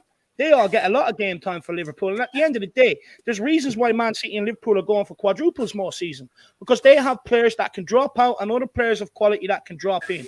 And if Tottenham want to go and start challenging them, that's what Tottenham need here. So if it takes 60 million to get in a player to come in and do the job, that's what it takes. At the end of the day, I think it's nonsense that he won't see game time. I think it's nonsense that people think Harry Kane won't be happy if he's dropped. You're telling me he wanted to play. You're telling me he wanted to travel to Middlesbrough and play that game in the FA Cup last season. No way did he. No way would he wanted to play. And there's a lot more cup games like that. Plus, if he had the option of playing Burnley on the weekend, or for instance, Real Madrid during the week, you're telling me he wouldn't want to rest against Burnley to give it his all against Real Madrid? Of course he would. And at the end of the day, Harry Kane understands more than most. He's been in the England setup. He looks at teams. He wanted to leave Tottenham to go to or supposedly wanted to leave Tottenham to go to the likes of a Man City and stuff like that. You're telling me he would have played every game there, but he was still willing to go. He would have had the same rotation that he's going to have under Conte now where Charlison is here. And at the end of the day, I think it's good business. I think, like I said, you look at Liverpool, Man City, they go for quadruples because they have strength and depth in all. We're not them. We're not mentioning United. No, but we want to be. We're not mentioning No, but we want to be. We want to be Sean. We want to be challenged. We're not. We're not. There's a reason why. There's a reason why Calvin Phillips. It goes, okay, I'll go to Man City and I'll sit on the bench and play 10% of games for a 6-year contract. There's a reason why he does that. But Arsenal go in for him and then he goes, fuck off. They'll go there. And it's not because Arsenal are toxic. It's because Manchester City are at a level. Tottenham. Yeah, but that's why we want to go to. But we're not there. We're not there yet. Yeah, but to get there, you have to have the strength and depth to get there. I'm not against. No, answer my question. To get there, do you have to have the strength that Liverpool and Man City have to be able to get you to the do. point? And the so then why are you saying we're not them and we're not there? We want to get there. This is the process we have to take. The strength in depth argument that you're making requires having strength in depth in all positions. Okay. Not just spending 60 million quid out of or whatever budget there is. I'm going back to the money, man. Because that's what strength in depth requires, Bobby. We have strength in depth. Jesus fucking Christ. And then it can go back to the... Are we fucking like Cinderella? Oh, Bastoni. And now we got fucking Hakimi. Doesn't work that way. Money's important. We're not accountants. We are not accountants. I get your point. But money is a part of a significant part. The only thing that matters. And spending 60 million on Richarlison means you can't spend 60 million somewhere else. We don't know that. You keep on. You're of talking. Course it means. What do you mean? You don't know that. How do you know that? How do you know that? It doesn't matter. How do you know that we're going to be 20 million pounds short? I know for a fact that we have 60 million quid less to spend than we did before we signed Richarlison. I know for a fact that we're bringing in £45 million for a sale of. We still have 60 million quid less because of Richarlison. And what if you about the money ask that's me, coming in, or are you just putting that to one side? What about the money coming in? What happened to Bergwijn, by the way? That's part of the conversation. What happened to Bergwijn, by the way? But what happened to Bergwijn, by the way? We have spent that much money. Because the money coming in is separate, Bob. The money coming in is separate. Well, then the money going out is separate. It's not going out. No, it's not. We're talking about Richarlison on value for money, bro. I'm agreeing with what Soren said. For goodness sake, I'm here talking about football here, man. I don't want to hear about finances, man. For goodness sake, I'm not an accountant, man. I'm not an accountant here. all I need to say is Yes. is Bergwijn. Is Bergwijn. That's all I need to say is Bergwijn. That's it. You know what I mean? he We had had his Bergwijn, opportunity. and did he get game? Did he get game time? Did he get But he game wasn't time? the No, best he didn't get game time. No, he Yes, didn't. he did. He Correct. didn't. Correct. So don't chat this Mourinho. rubbish telling me that, Richarlison's going to be the Mourinho. champion of the everything else. Stop chatting rubbish, man. I've never heard Ronaldo. that in my life. For Please. the first time ever, I'm going to Mr. say, Box Office is back in the listen building, to brother. the He's not box having office. that, Bob. Oh, My gosh, He's I've never heard turning something to a rubbish in my shit. life, I wanna man. speak Oh about my Bergwijn. gosh. I want to speak about Bergwijn. We're making All out right, like Bergwijn never had opportunities under Jose Mourinho. He did. We're taking Bergwijn under 1 year of his career at Tottenham, which was last season. What about the other season and a half he was here? He didn't take his opportunities. He was given a stint down that right-hand side. The fact that Gareth Bale got back fit and took that position ahead of him. The fact that Lucas Moura took that position ahead of him this season. The fact that we had to go and reinvest again in January to bring in Kulusevski to take that position. Bergwijn knew he was coming here to play that position. Let's not pretend Bergwijn didn't get the game time here. He got the game time. He didn't do enough with it.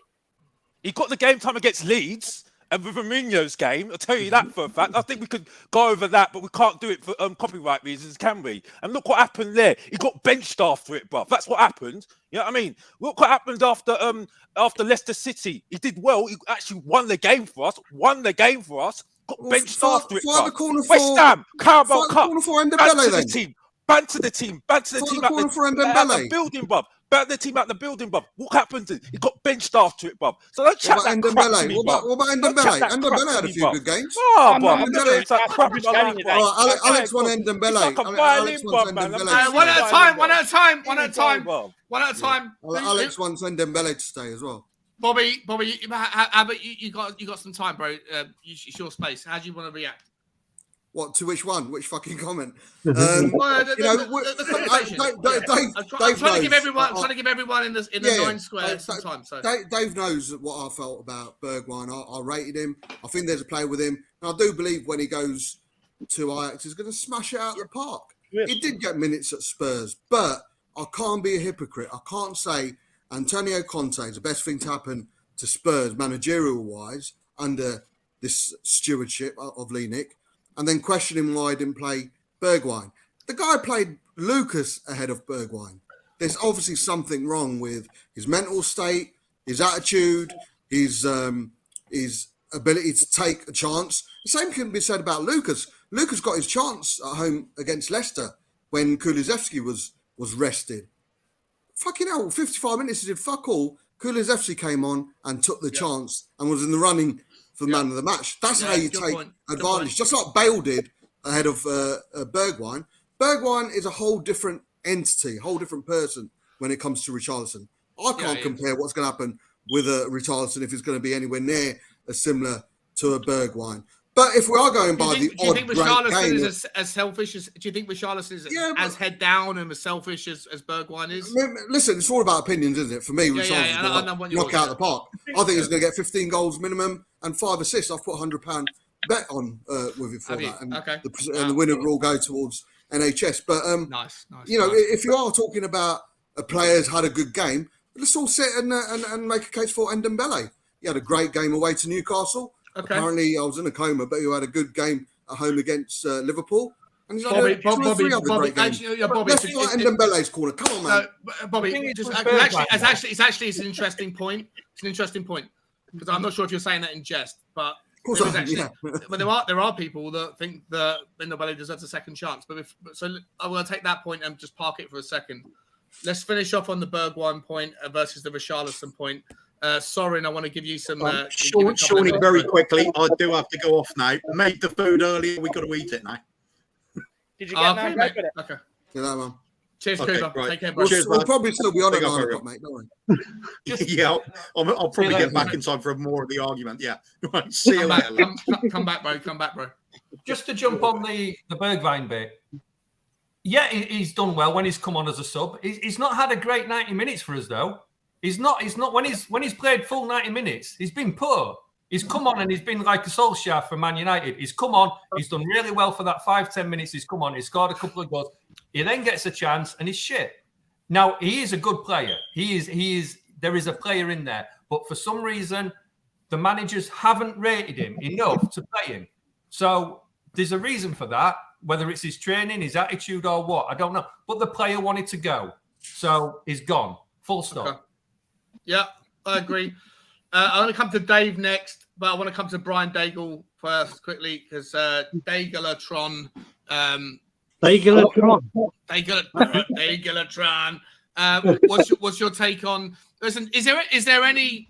I think the point Alex is making. Maybe I am going to paraphrase here. Could get it wrong, but if you like, there's a risk with Richarlison. This is where I agree with Alex. There's a risk with Richarlison, and it's a lot of fucking money.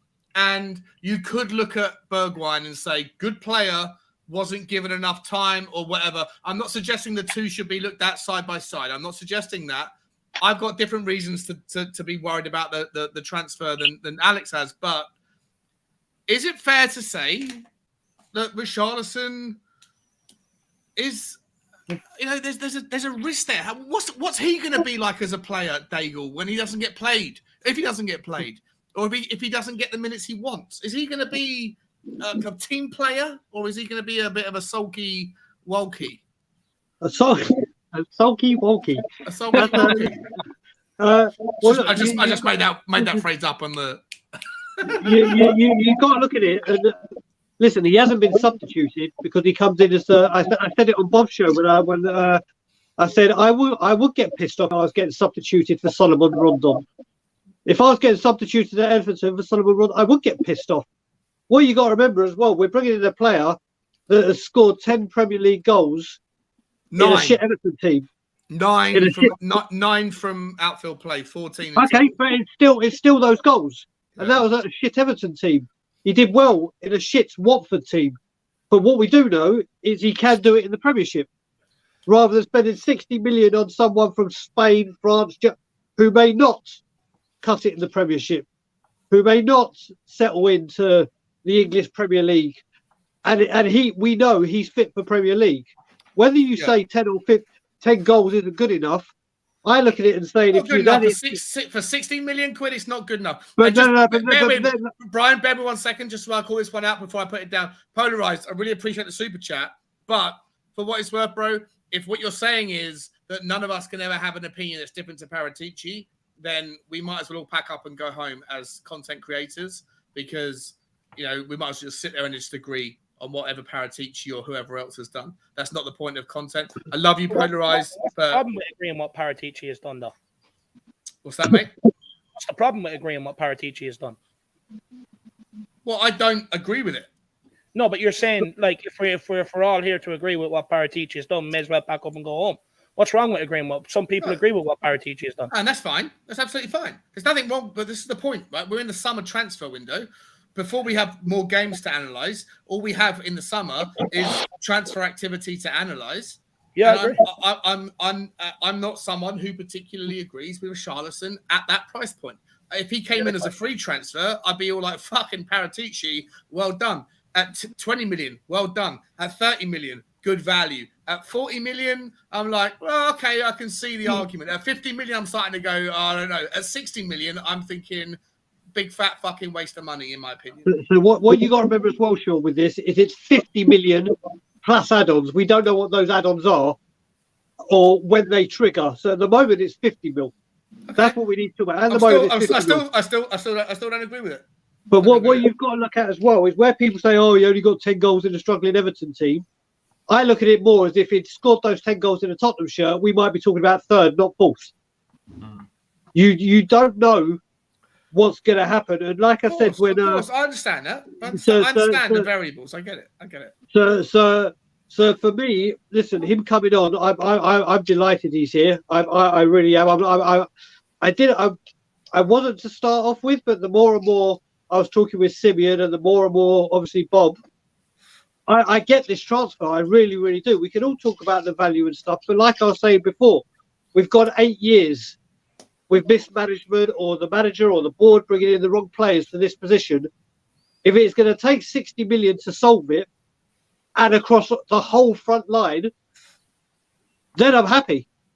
I mean, if you look at the money we would have had to pay Dybala or other players, and then you're like, well, will he make it in the Premiership? Will he settle? Will he adjust to life in England? Will he pick up the language? Will his family settle in London? I get it. Yeah, I get it. With all those, the only thing that I've said with Richarlison's family is, will they settle in London? All right, That's the only thing. Let me ask you this though: better value for money. Are you happier getting Richarlison at 60 million quid or Lenglet for free? Well, that's two completely different positions. No, well, it's the same question though. Fact of Well, all, no, it's not still, because you've got to look at it. You've got to look at it. We've been crying out to have this position sorted for 8 years. For 8 years. I don't think it's sorted with him. But I don't think it's sorted with him. Well, but I do. For not just the Harry Kane position, the Cuban sub position, the Kulusevski position. Whereas you look at it in the last 8 years, we've had a Vertonghen, we've had a Toby. There have been players there. We've got Romero, got Ben Davis. So he's come in, and then he's come in. It's not a position that we've been desperately searching for replacements for 8 years, 8 years long. So for me, Lenglet coming in on a loan deal it's coming. It's a great addition. It gives us more strength in depth. I put it better than Sanchez. I put it better than Rodon. So he comes in and he's added depth in an area where we needed depth. Okay. We needed competition in the other position up front, and no one has had competition for them. And now they've got it. Look at the last time we went to bring in a loan on that position. We ended up with Carlos Vinicius. Richarlison's better than Carlos Vinicius. Yeah, but Vinicius cost us fuck all. But he didn't done fuck all. He scored inside. The only goal of note was inside the 6-yard box against Aston Villa. Who, Vinicius? Yeah, you couldn't fucking miss. I would have put that in. Oh, listen, I'm not someone who was celebrating Vinicius. Well, I had an argument with Will Stewart about Vinicius. He was like, apparently Vinicius did a good job. I said Vinicius scored 10 tap-ins. Like, I'm not celebrating Vinicius. I'm just saying, but what I'm saying Vinicius was a free transfer. Like, don't confuse a free transfer with the £60 million almost record signing. No, I'm not. But what I'm saying is look, with Lenglet, he was available. Barcelona didn't want him. But what striker is available at that sort of level to come in here? Emmanuel Dennis. No, he's not a free though. He's not alone. You're comparing It'll cost you 15 million quid. But how do you know that? Because he's going to go to West Ham for 15 million quid. Okay. Is he going to start? Yeah, he'll start for West Ham. Or Mikel Antonio. He'll be a part of their front four. Yeah, right, so why can't Richarlison be a part? Man. Why can't Richarlison bang be a average, part? bruv, man. I'm not saying Richarlison's not a bad player. I'm saying money, value for money, Dave. Value for money. And you guys that are saying, who the fuck cares about money? It's not our job to worry about money. Money's the accountant's job, blah, blah, blah, blah, blah. I didn't say that. You didn't, but a lot of people do. I'm like, I ain't give a fuck. You're right. To an extent, you're right. But whatever the money we pay on one player is money that we can't pay for another. And for me, I'd much rather, I'm not saying like net, if money didn't matter, I'm not saying I would rather have Emmanuel Dennis over Richarlison. Because Richarlison's a better player. But is he 3 times the better player? No. And for me, I'd rather have someone like Emmanuel Dennis come in and then be able to save that money to go big somewhere in the back or somewhere in the central midfielder role. Kyle, Patrick, Vineyard, what do you think on this one, my friend? What? What's that? What are you thinking, man? What are your thoughts on the comment? What, on? Richarlison. Oh, Richarlison. Richarlison. Yeah. Oh, man. It's going to be hard to what my thoughts are. Like, I like him. I think he's good. But he's better than Vinicius. Let's be honest. Dave, spot on. Like, I'm not the one who's going to be celebrating Richarlison. Like, we need to wait and see how he's going to fill in or settle in, whatever. Fill in, settle in, same thing. Like, we need to, but yeah, I think he's good, but I want to wait and see how is he going to fit in. Like, might be poor, but he did keep Everton up. But I like him. I think he's good. This comment here by Adam Phillip, plus Fraser Forrester. We saved money elsewhere, so why can't we outlay big on the striker? Big up, Adam. It's a good point. It's a point. It's a good point. It's a good point. Fraser It is a good Foster's okay, bruv, man. We shouldn't be No, but celebrating that's him, not the honestly. point. The only We reason saved why we money got on him because of the a homegrown heritage thing. Fraser That's the only Forster. reason, bruv. That's the only reason why we brought him in. Let's not get over the top about it. He's going to be second choice all day long. You know what I mean? You know what I mean? It's a good point. It's a good point. You know, Adam. we should have got the West Brom keeper if you're talking about trying to get somebody, because Lloris is not staying here that long. You know what I mean? He ain't going to be around for that long. Let's be honest here. You know what I mean? He's a great goalkeeper. Everybody knows he's a good goalkeeper. You know what I mean? And I don't understand the criticism of him and stuff like that. He stuck with us how long? And he could have left us a long time ago. So, you know, we've got to be grateful a little bit here. You know what I mean? But Forster, we have to wait and see. You know what I mean? Again, going over the top because it's strategy signing again. But I'm not going to go over about it because I'm going to repeat myself again. But No anyway, one's sitting here going over the top over Fraser Forster. No one's sat here and said that. I've heard Tottenham fans, but they're celebrating already like we've won a trophy already, bruv. Yeah, I'm hearing so many stuff, bruv. I'm hearing so much rubbish. The point is that we're saying we saved money elsewhere. We're not sitting here going over the top on Fraser Forster. Stop taking things out of context and stop putting words into people's mouth. What we're talking about is that we saved money on Fraser Forster, we saved money on Perisic, we saved money on Basuma. We can't keep saving money in every single position. In some position, you're going to have to outlay the money on. No one's getting over the top by Fraser Forster. I never put anything in anybody's mouth. I just said to you, I've heard. No. I didn't say that. I didn't put anything into anybody's mouth. I didn't need to correct your words there.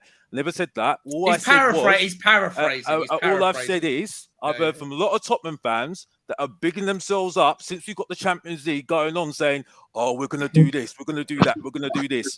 And you know what? At the moment, I'm not saying anything because this manager, he's a great coach. There's no doubt about it. But he's got a reputation for beginning-wise looking very good, and then they get tired. And where have we seen that before, David? Where have we seen that before? You know what I mean? And then I'll see then I'll have my judgment on what's going to happen. And everybody keeps on forgetting we've got a World Cup at the middle of the season, bruv. What's going to happen there? What's going to happen there? Tell me. 2 games a week. 2 games a week. I keep on saying 2 games a week. We couldn't do it in the Conference League, bruv. Yeah, wait. I want to bring in Soren on this one. Man, you've been shaking your head. I think you're going to shake your head at what I've been saying. And then for the first time ever, I feel like I'm on the same side of Alex on the debate about Richarlison. It's an interesting stance to be involved with. How do you feel, man? What do you want to say? You want to come on? No, I mean, look, we're going over and over the same things. I think everybody agrees that we've probably paid over the price of him. He's not worth 60 million, but he's going to do a job for us. Somebody mentioned earlier, there's 5 subs next year. We're going to use 5 subs, maybe.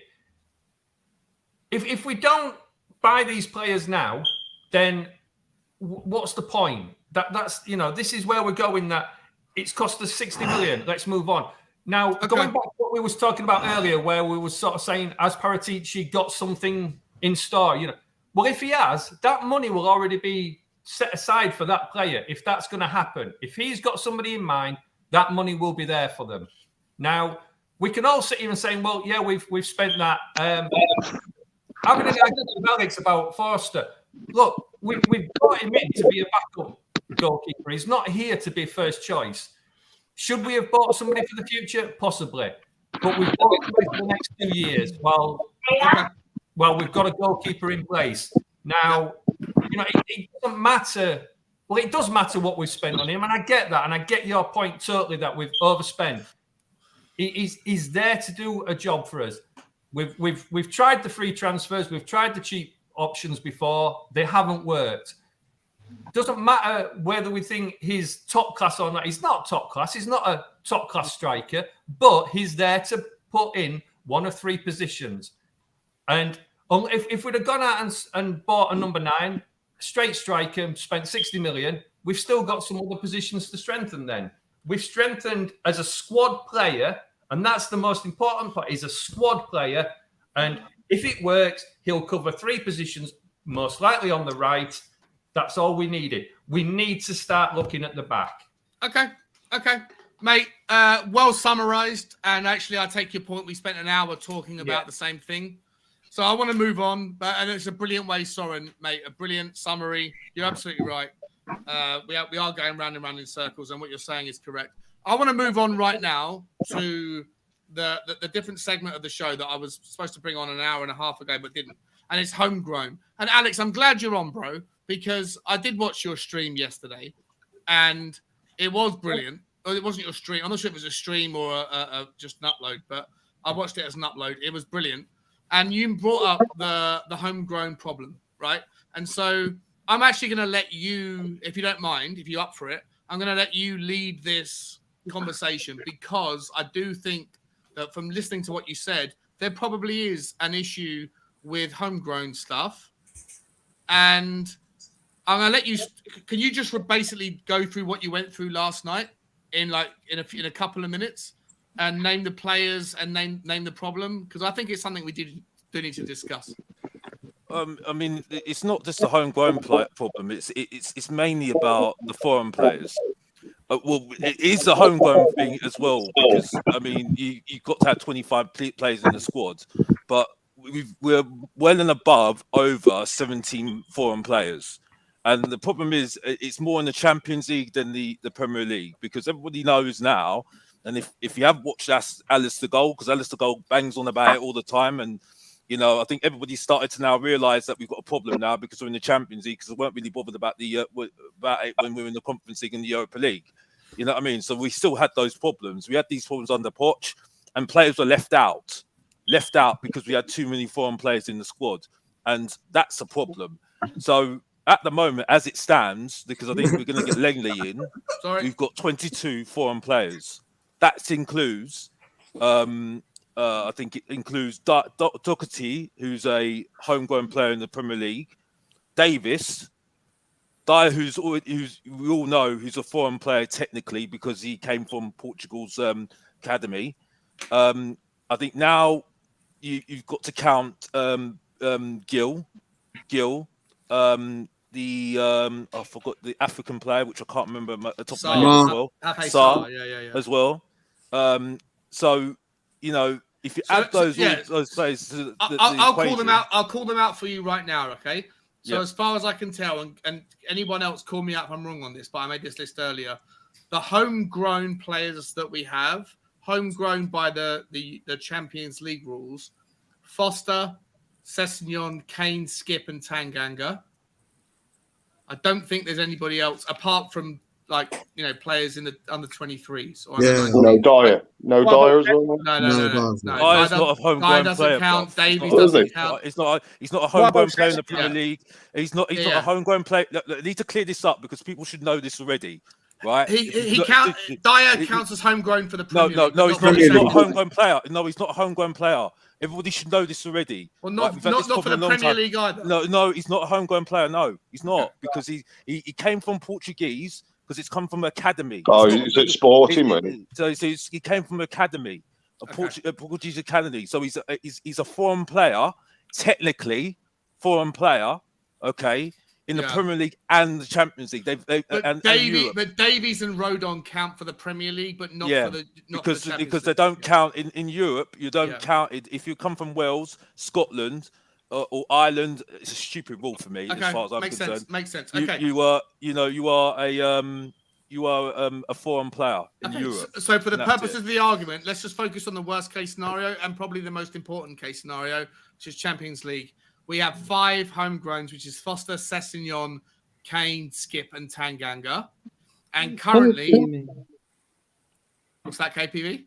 You mean Fraser Forster, not Foster? Forster, yeah.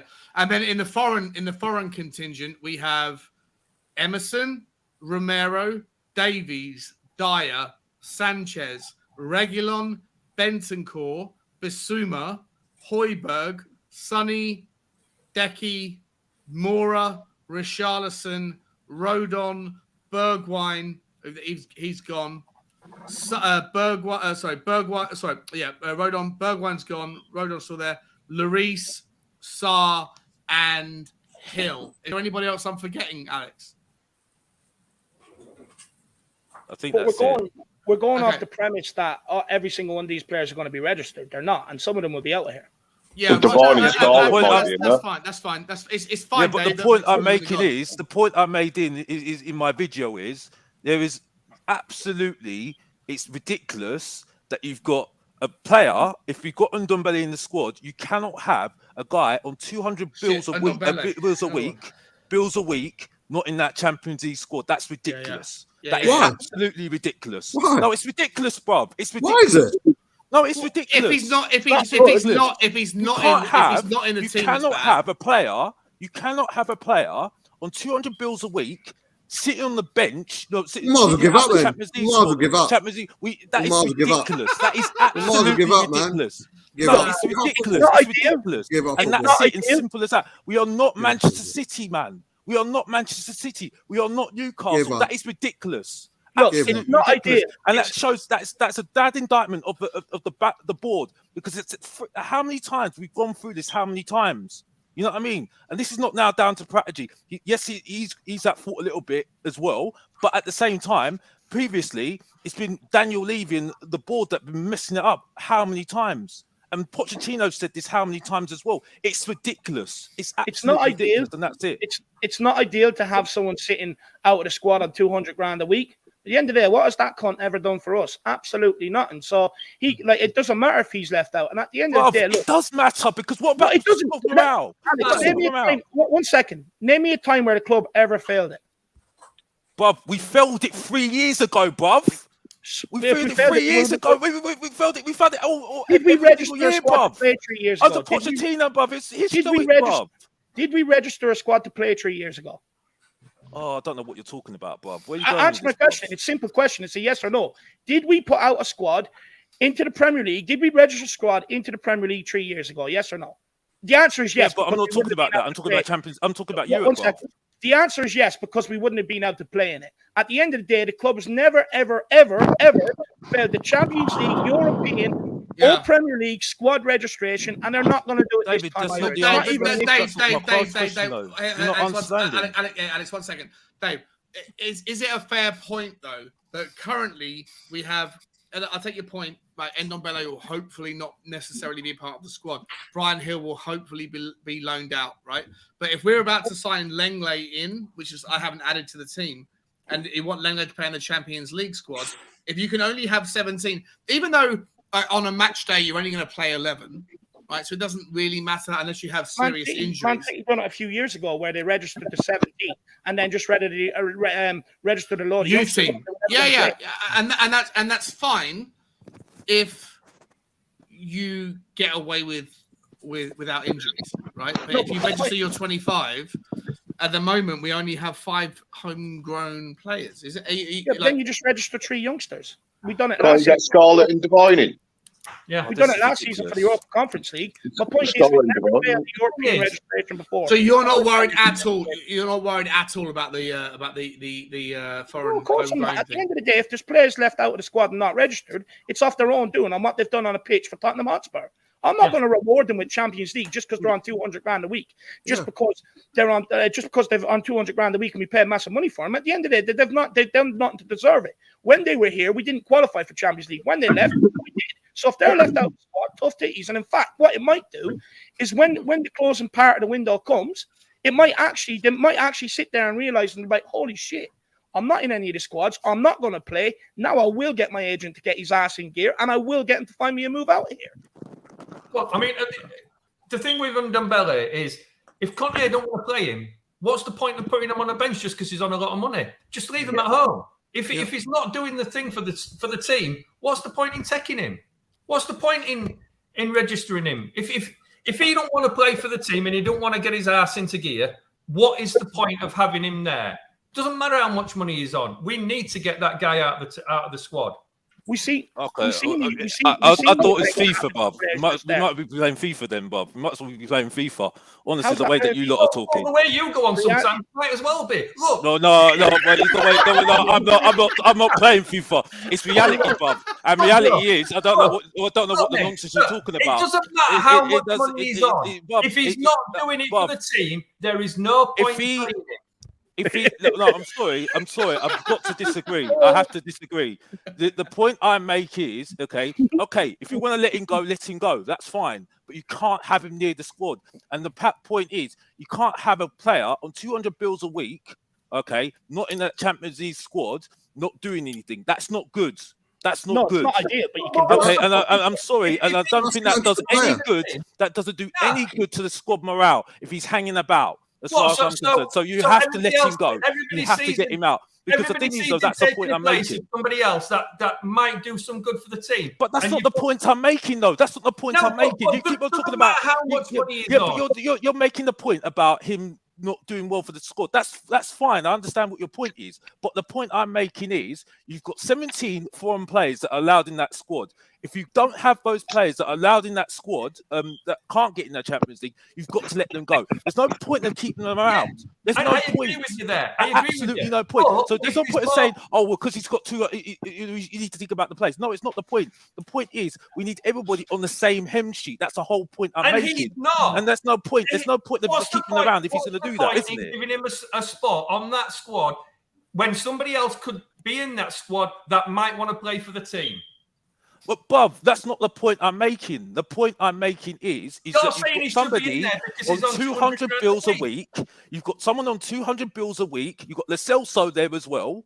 Okay, you need to get rid of them because the fact is, if they're not in the Champions League squad, right, and then just in the Premier League, they're going to be there sitting there thinking, what am I doing here, by the way? Yeah, but what am I doing here?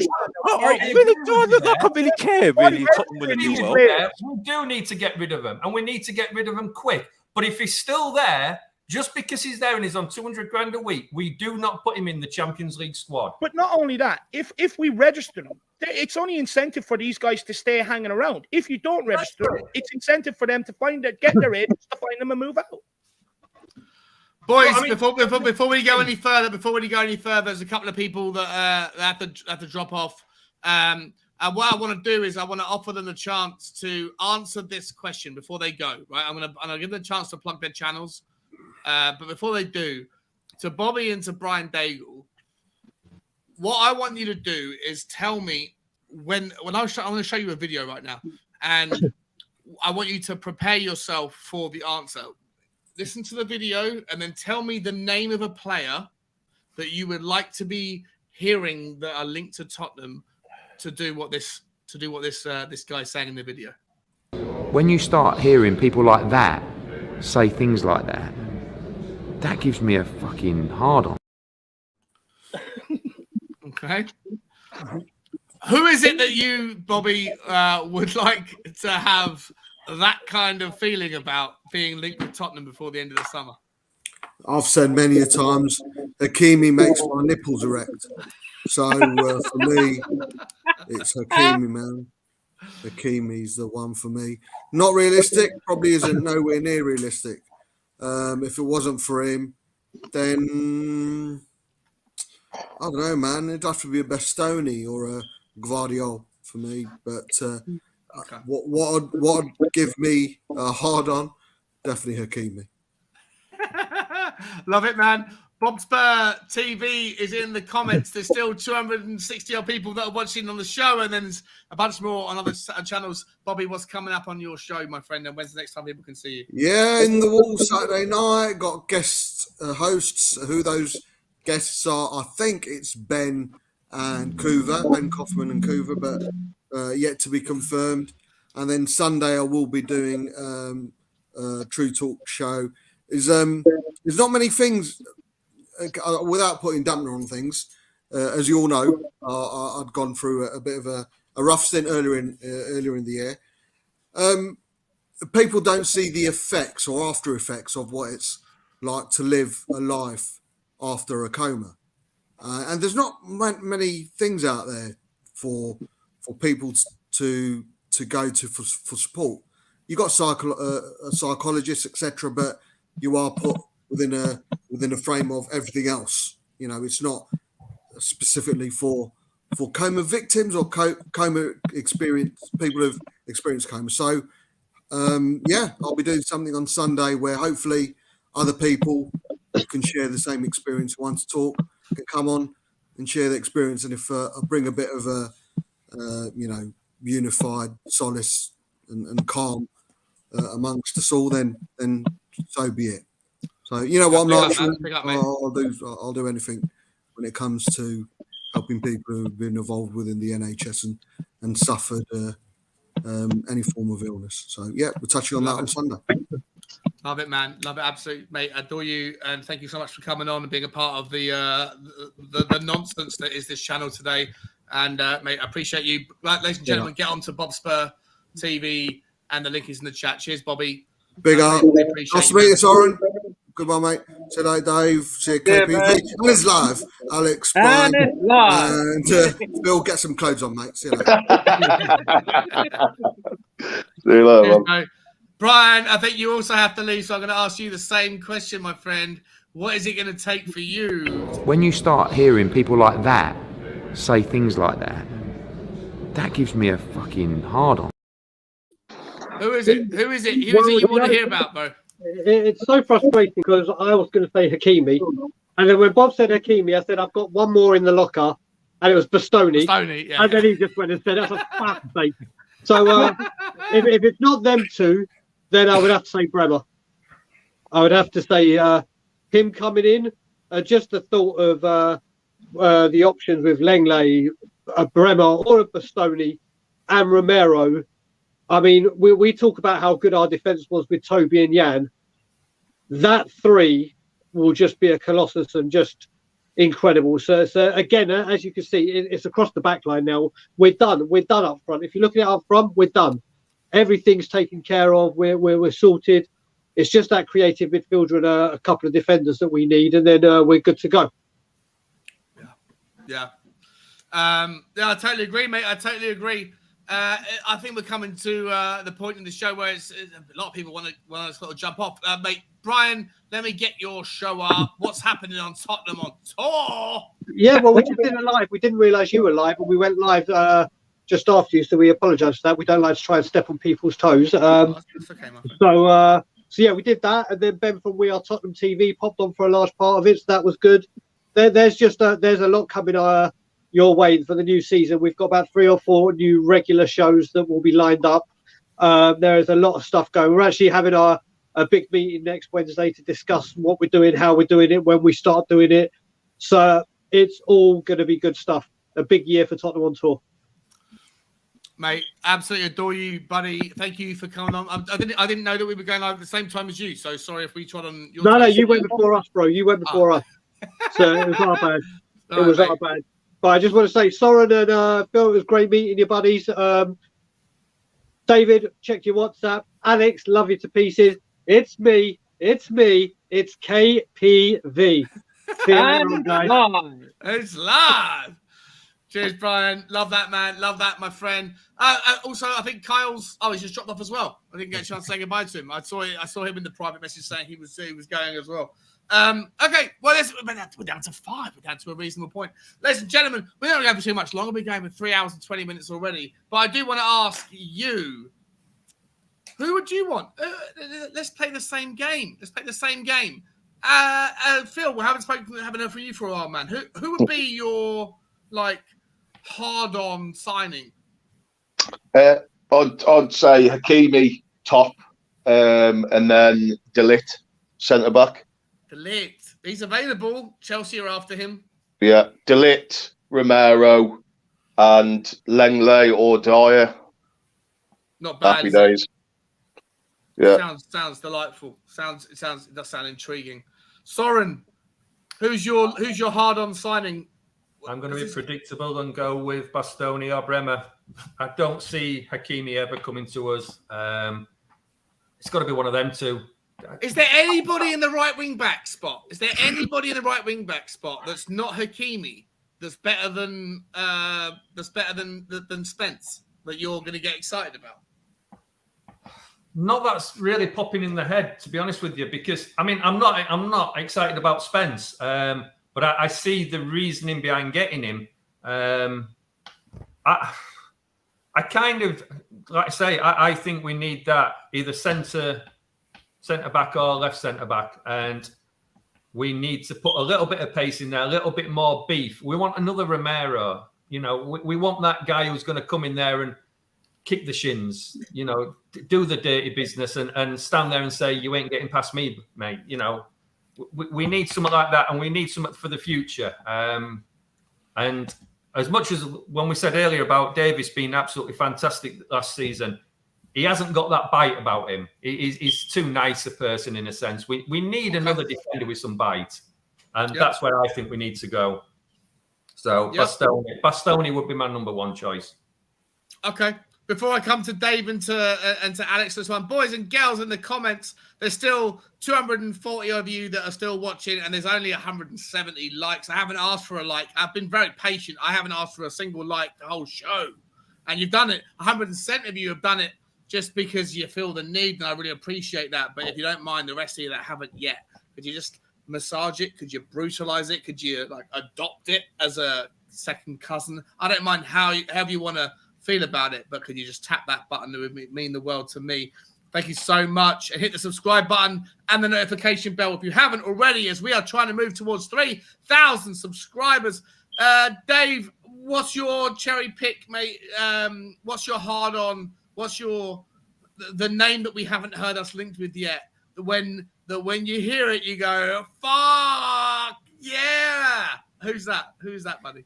Well, Hakimi would be the ultimate right wing back, but look, I don't think that's achievable. The late Bastoni centre back. Look, the one I would love, just because it's a bit more personal to me, and I think Southampton got an absolute bargain on this guy, and I think he'll be one of the best Premier League keepers to come in the future, and I think we should have probably went for him, is Gavin Bazunu.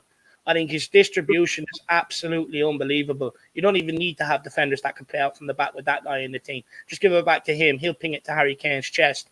But yeah, Savic in the midfield. That would be absolutely unbelievable. And would you be happy paying 70 million quid, 80 million quid for him? Pay what it takes, lad.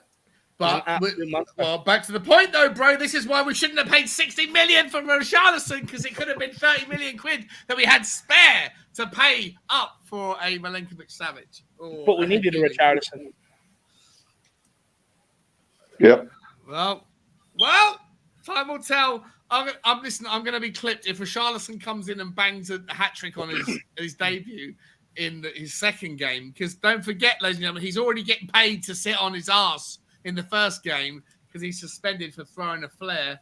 Listen, but if he turns out to be an absolute stormer, I'm gonna take a lot of heat this season. What I will say is, right, we're all well within our right. We're all well within our right to question transfers. I think, look, it's what you do. I mean, you should analyze the transfers. Look, everybody's gonna have their own opinion on it. Everyone sees football through a different lens. But at the end of the day, look, I think this club is definitely moving in a positive direction. I think we've done a lot of business that we would not have done in the past, and I do think Richarlison will do well. And look, we've written off a lot of signings before they even got here. Bentancur, Kulusevski were rejects before they even got here. If we didn't get them, we wouldn't have got top four. Bentancur gave us that transition with Romero coming back from injury as well to play out from the back line into the midfield, and Kulusevski gave us that quality over on the right hand side. Romero, unbelievable signing.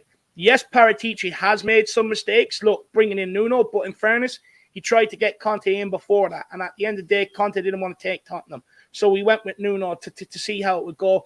But he got rid of him. Yes, look, Brian Hill, I think he's one to watch out for this preseason. I really do hope so. You think Brian Hill's going to play again?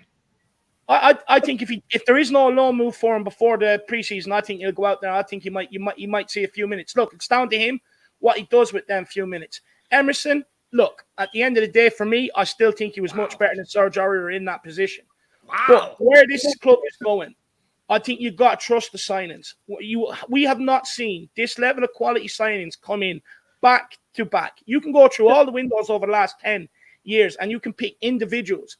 But back to back, we have not seen this level of quality come into Tottenham Hotspur in a long, long time. You're talking about Kulusevski, Bentancur, Perisic, Fraser Forrester's a good backup keeper, Bissouma,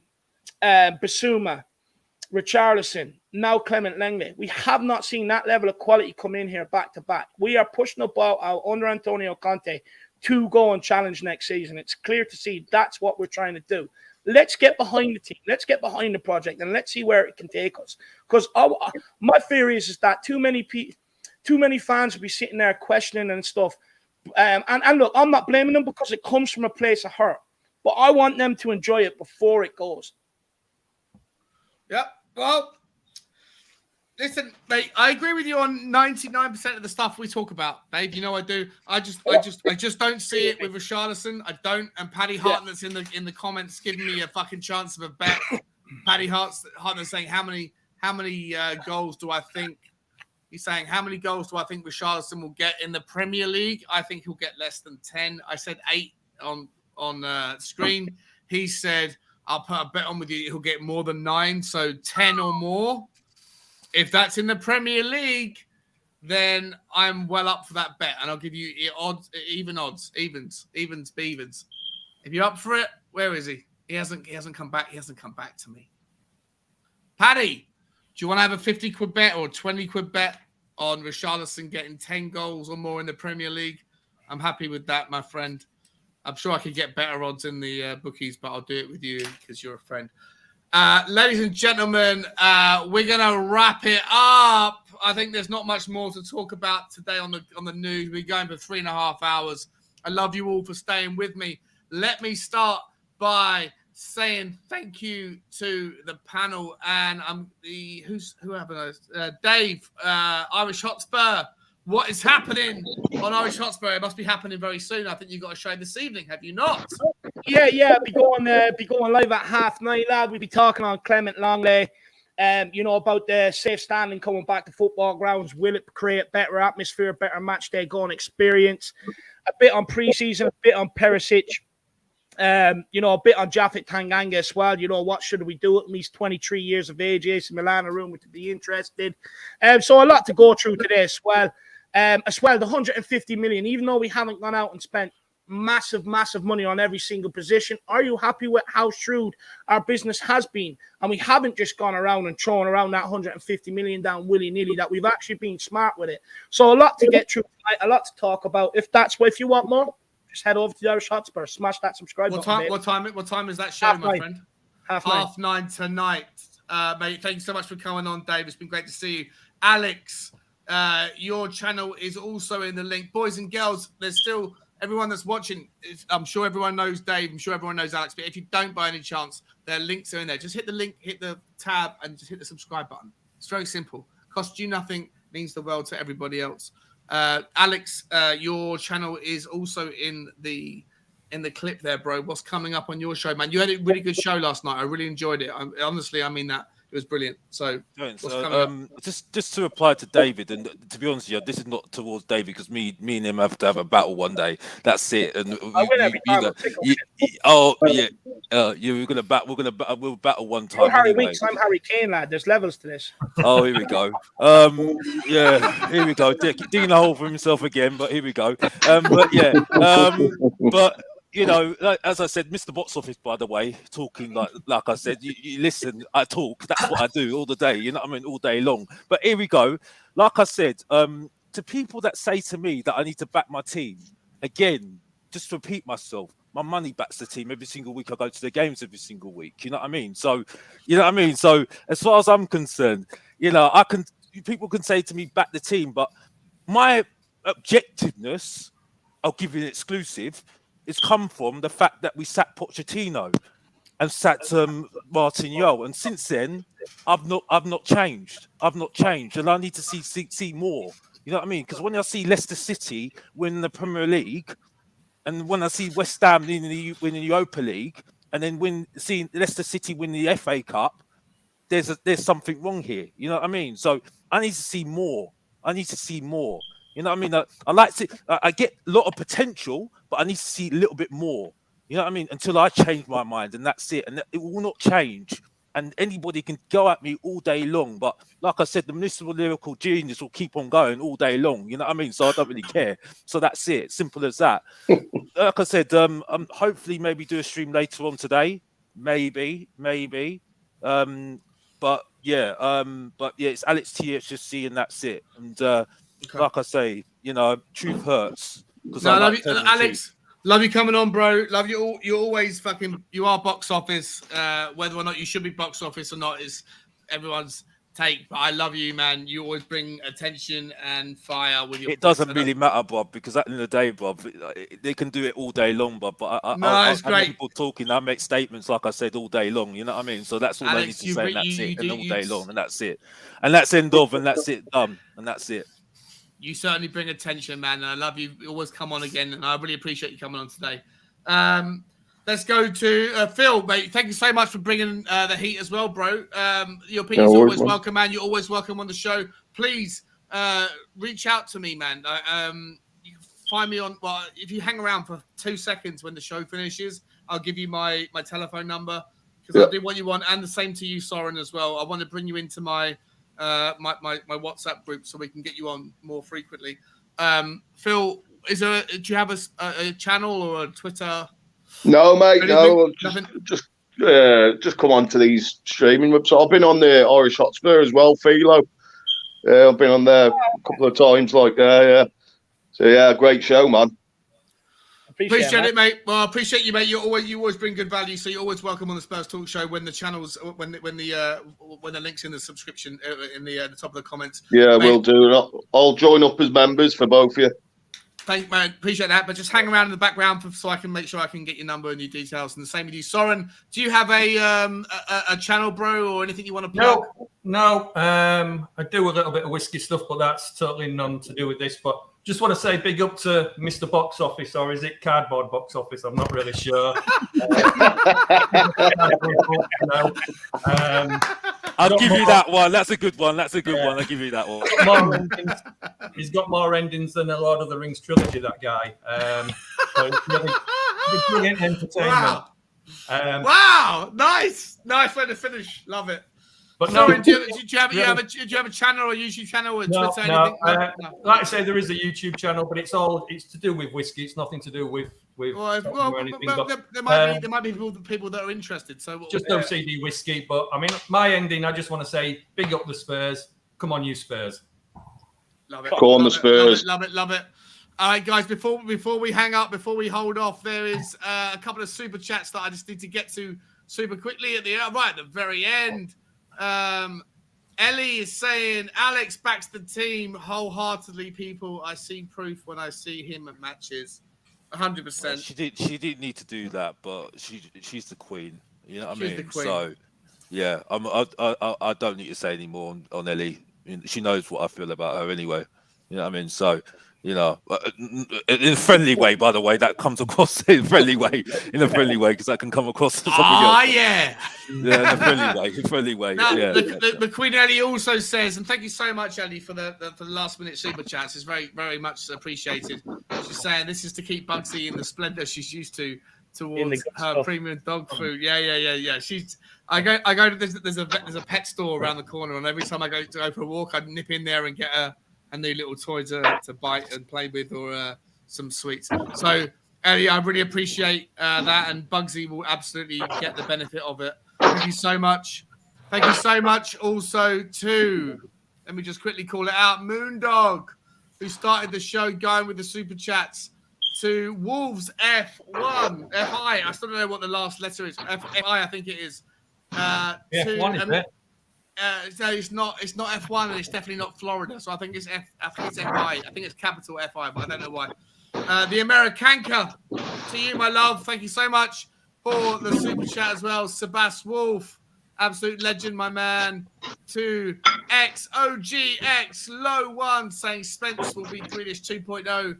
I got a bad feeling. I'm not even sure if I actually called this out when it happened.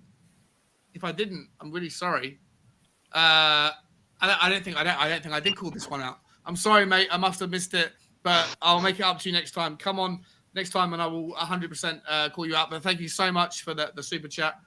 To Wolves again with the big one. They're all big from you, my friend. I love you to pieces. From Ty Bennett, from Colin Turner, from Moondog, from Ellie, and from Ellie. Ladies and gentlemen, we're going to wrap it up right there. Thank you to all the panel, the guests today. It was slightly spicy.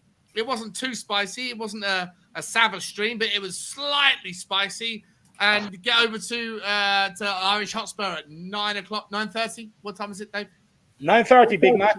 Get over there at 9:30 and get some more of the love on the Tottenham community. Thank you, everybody. Thank you to the boys that are still here. Thank you to all the people that came on the stream earlier on. And as always, guys, as always, oh, bye-bye. 'Cause champions